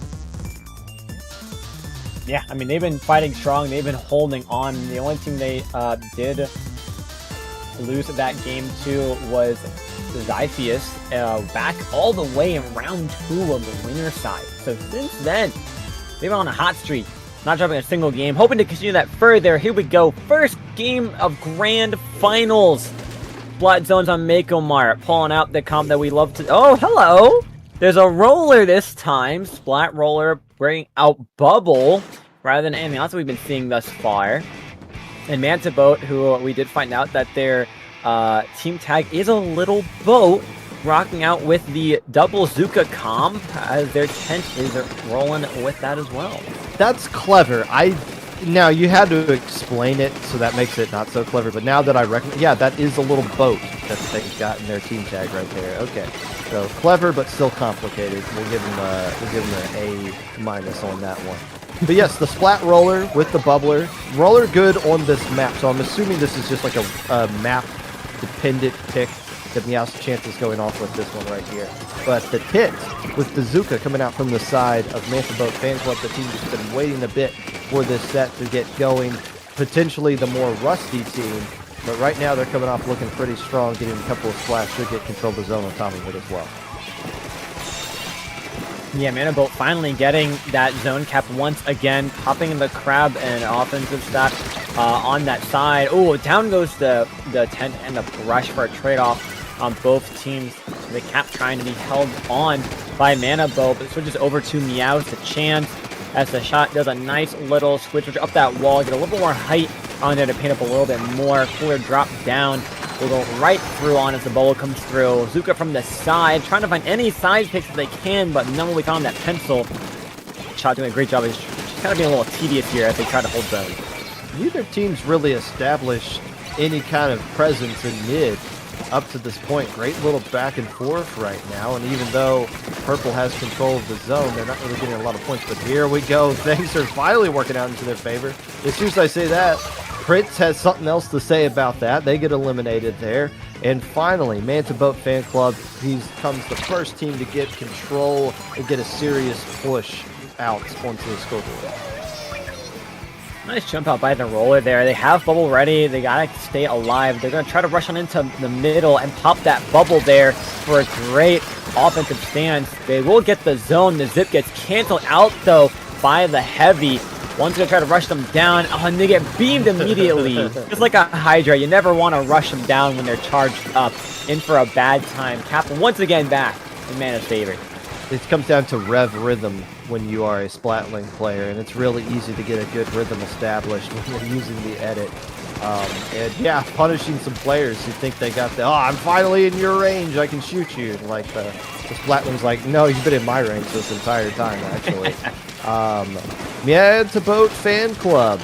Trying to chew through some penalty points. They're going to have some specials built up. They're not going to have a crab. Their splash got eliminated right now. Prince has been playing great all day long, actually. These Zipcasters, they've been getting, at worst, it seems like they're getting a trade out of every fight that they're finding themselves in.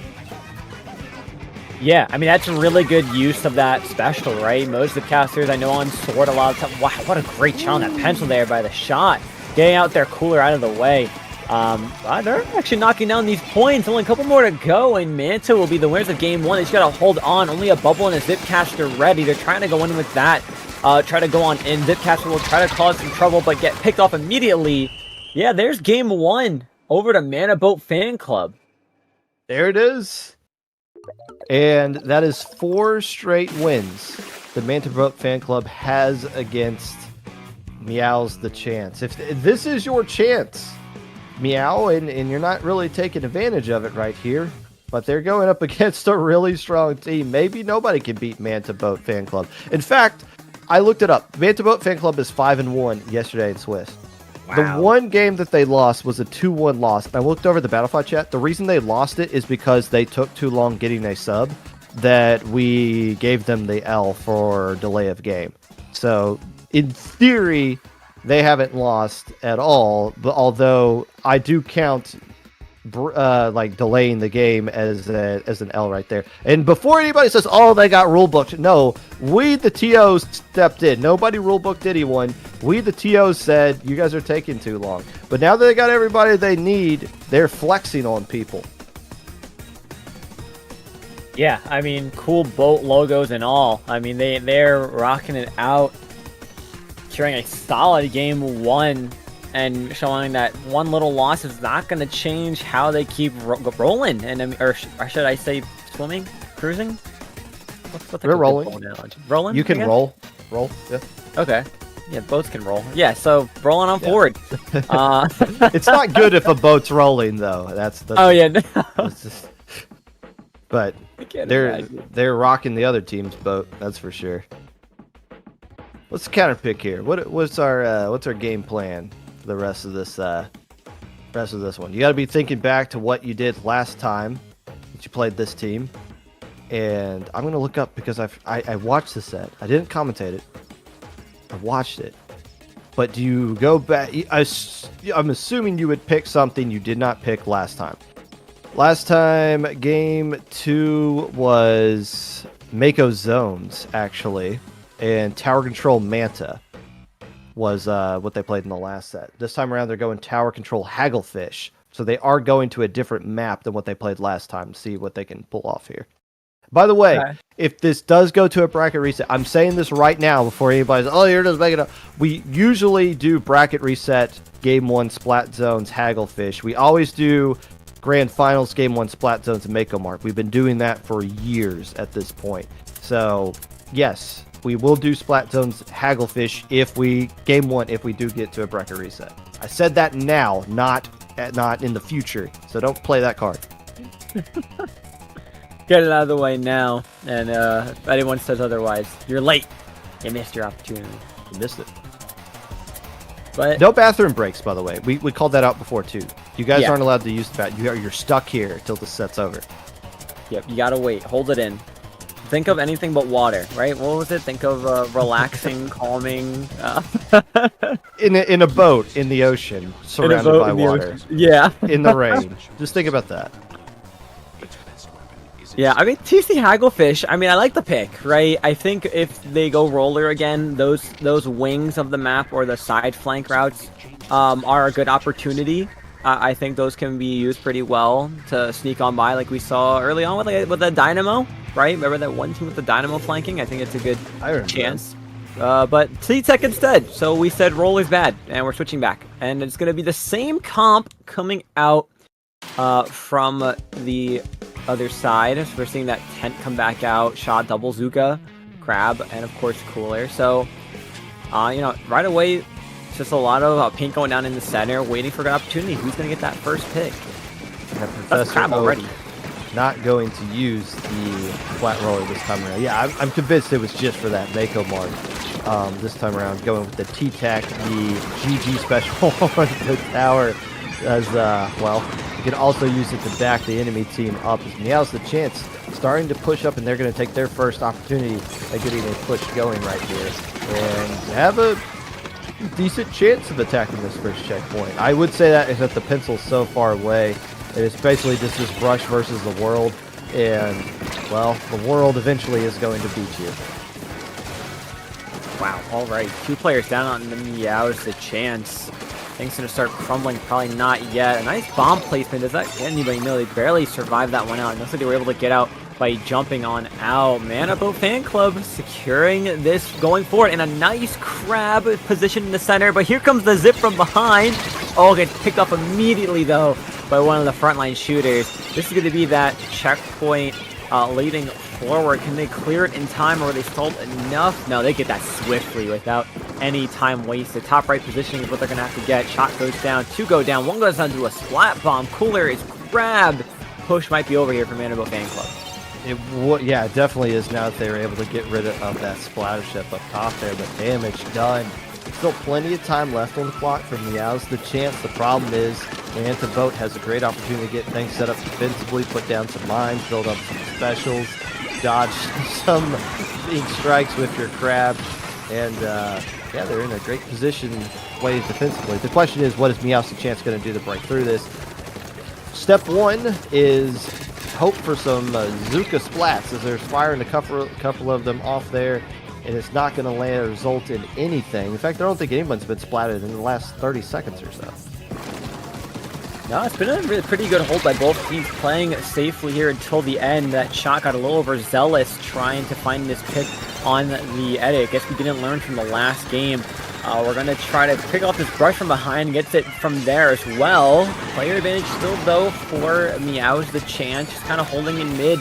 Mana Boat's going to pop that cooler, gets a couple jumps come in. Finding a good picks on the side if they can get on out of there. Paint to be filling in from Meows. Trying to find any good opportunities. That Zuka, no shot's going to be taken care of. Fly's just players playing safe here, trying to find an opportunity, but Meows the chance has to find a way to start, getting picks on the board, finding some good opportunities, because they don't have the lead yet, and maybe the zip is going to be that answer.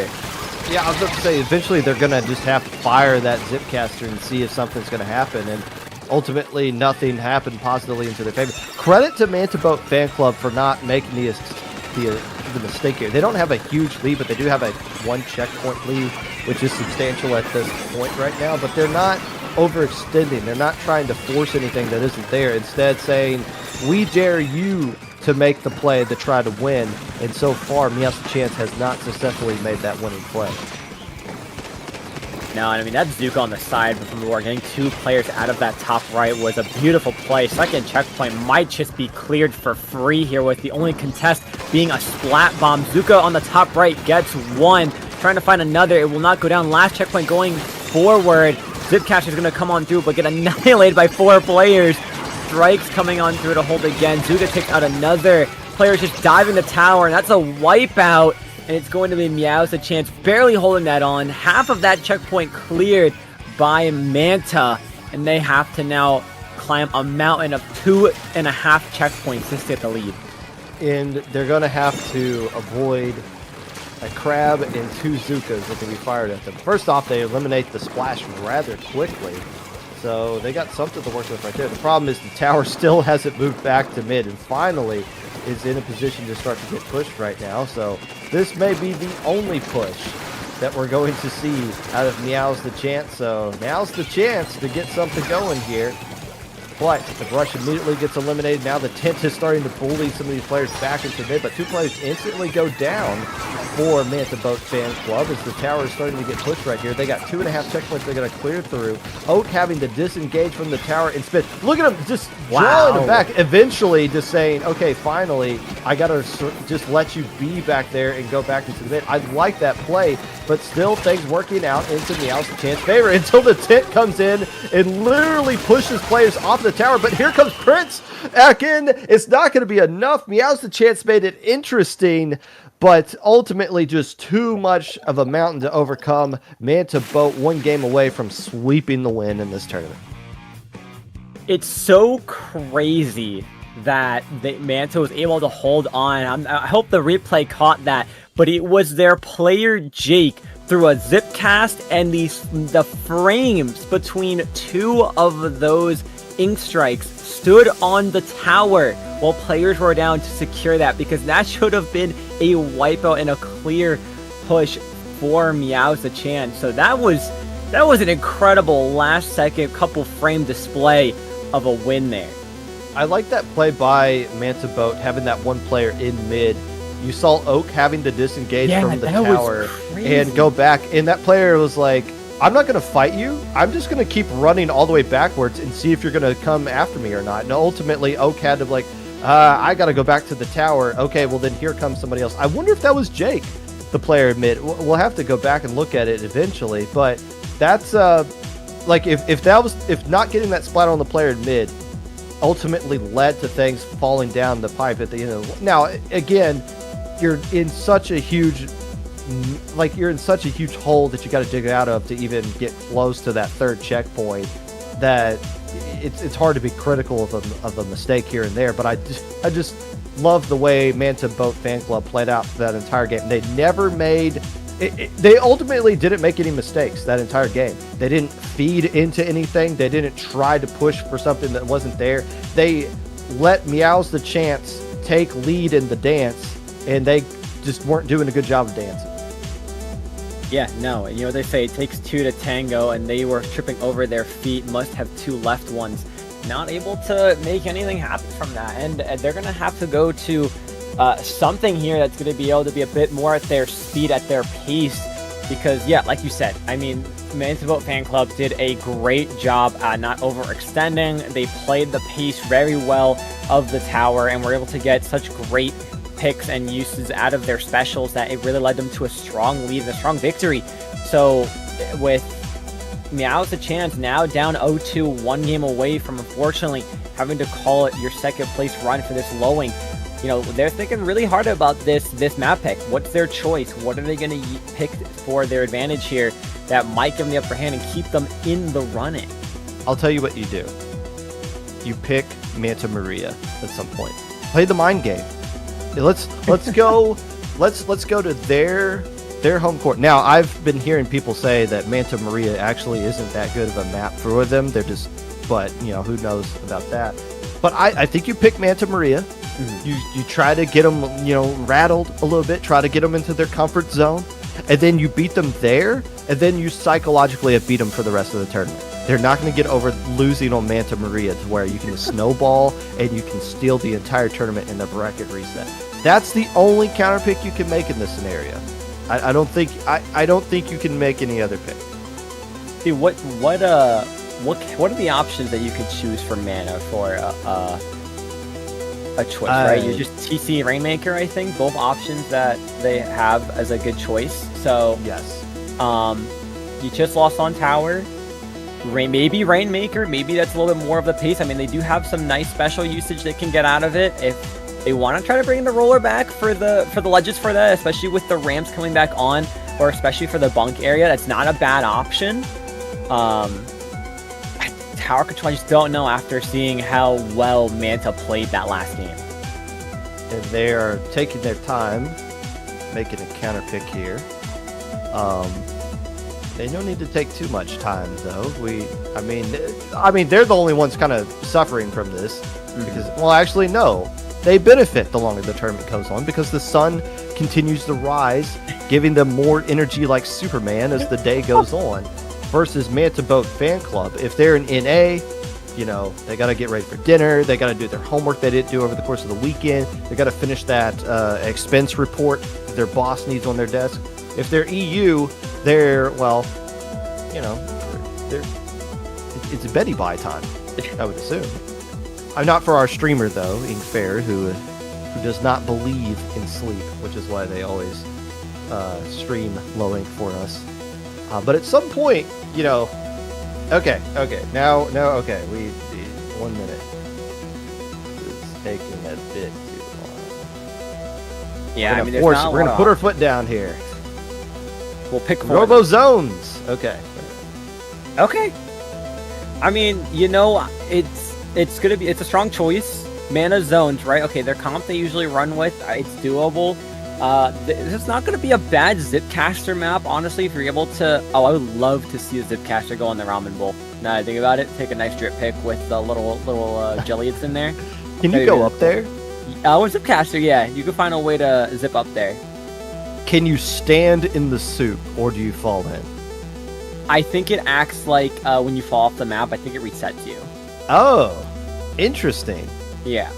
You know, I've never used Zipcaster. Really? I've never used it, yeah.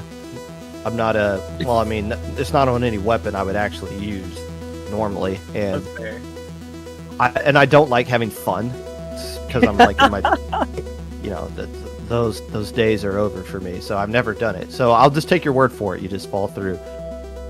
But you would think it'd be like something you could stand on. Is it actual ramen? Like, did they just make a giant bowl and just put it up there forever?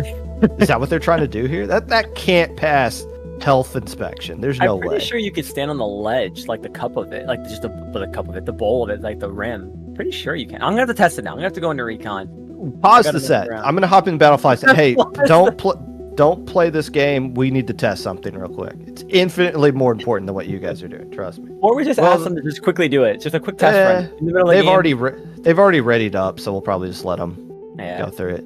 You die like an acid? Why would they make that in a soup?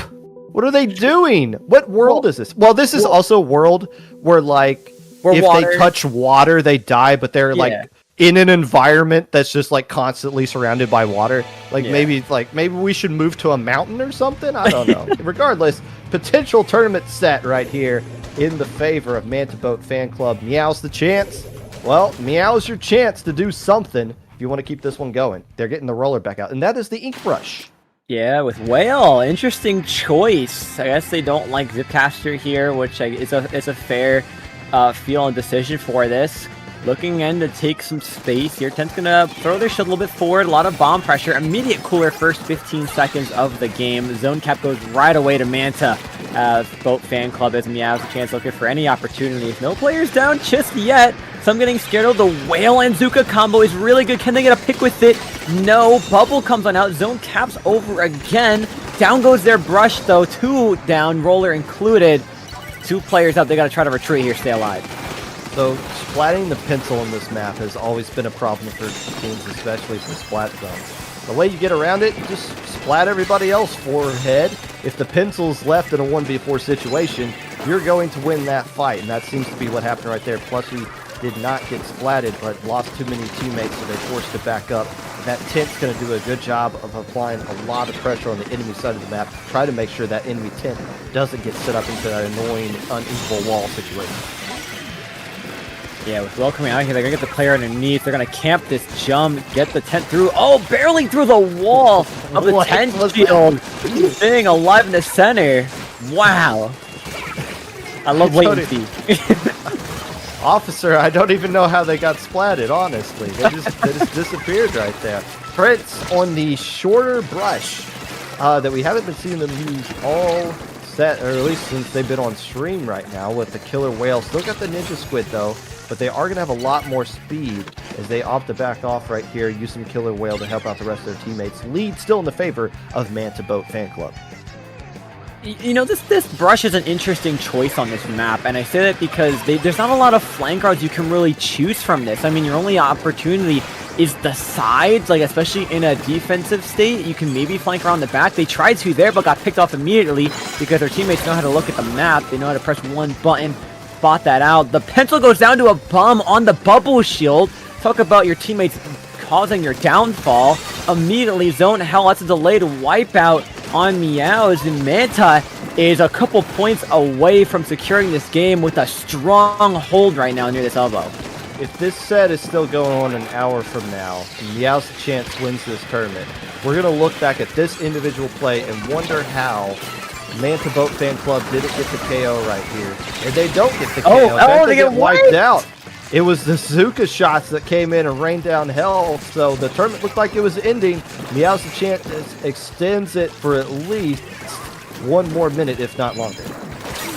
Wow, I mean, that was incredible. Talk about Zuka saving the day. There's the little sprinkler on the bowl that you love to see that hold zone for, even if you're not near it. Keeping it really strong there and hard. Oh, no! Zuka takes out the cooler can, spinning like an old patch tuna. Not able to secure it. Oak backing up, trying to stay alive here, swimming through. Gets one! Can they find another? Oak clutching in, might have to jump back. Good shark there by Oak. And that delay of getting those couple splats bought enough time for the rest of their teammates to come right back in. So the patience right there, it must be very nerve-wracking playing in Grands at this time of day when you're about to be eliminated. But the patience right there by Oak, who's been playing out of their mind so far in this game, finally getting splatted right now, buys their team at least another minute or so. There's still a chance, but Manta Boat's trying to end it right now.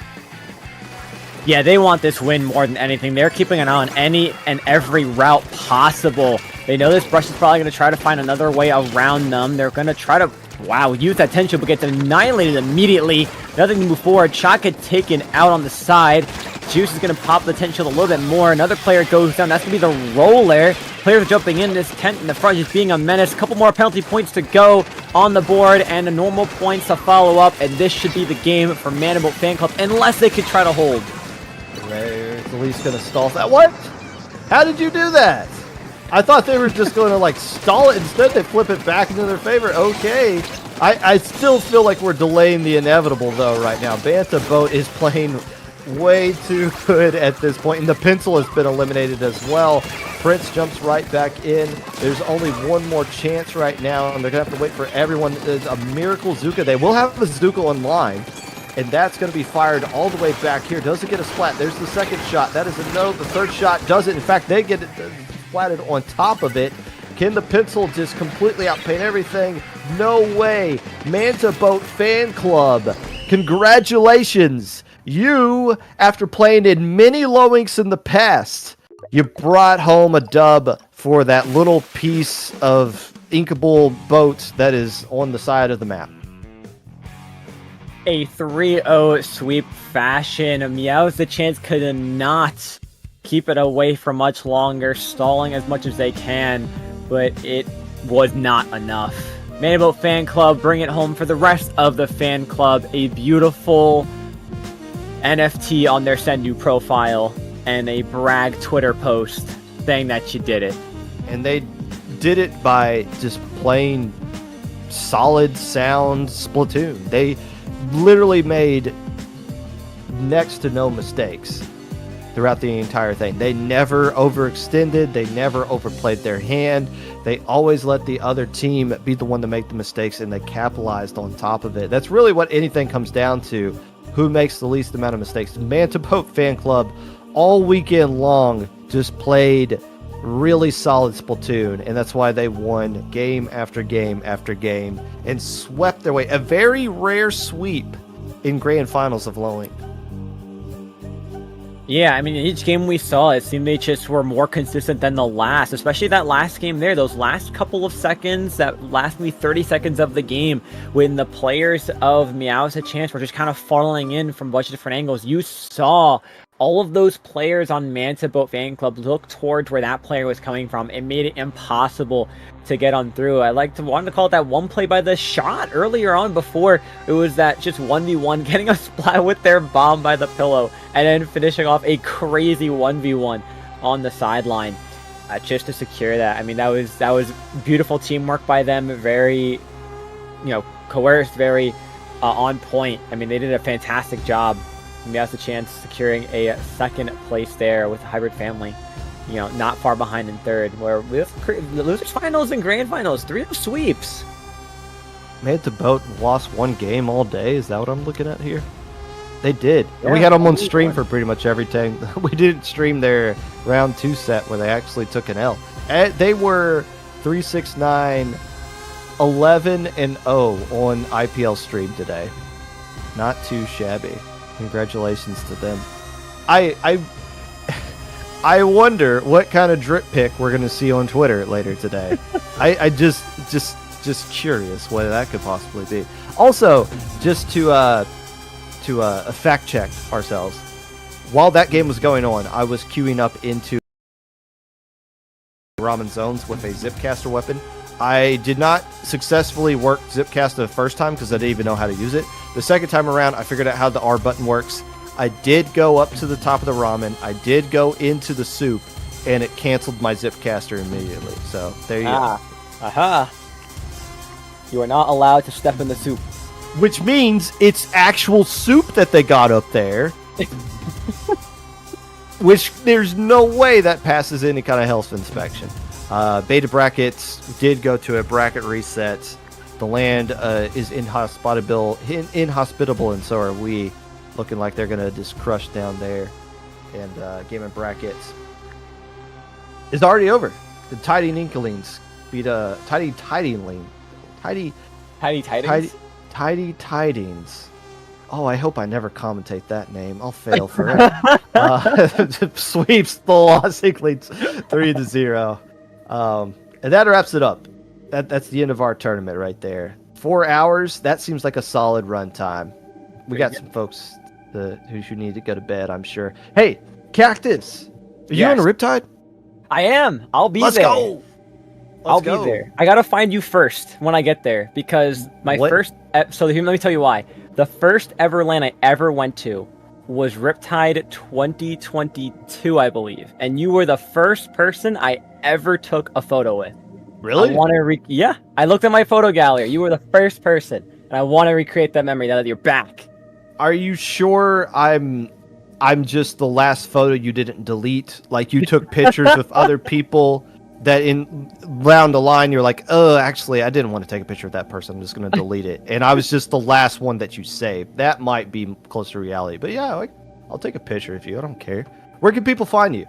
You could find me most social medias at Glitched Cactus, YouTube, Twitter, Blue Sky, Twitch at Glitched Cactus 1, or on Dapple Productions, my podcast, The Cactus Patch, where we're going to be having guests all the time this week. We do have some guests lined up, so stay tuned for that one on Dapple's announcement pages on Twitter as well. But Popgun, thank you for having me for Low End Grands once again. Where can we find you? Where can we find the Pop Goat? You can find me going downstairs figuring out why my 1-year-old son has been roaring like a dinosaur for the past hour. With that being said, thank you to everybody who watched this one, from everybody behind the scenes who helped make this a reality. Our lovely and talented producer, Ink Fair, the head TOs for this event, Ho and Hero Brush, and myself, all of the lovely and talented staff. We thank you for playing, watching, and subtweeting about Low Ink.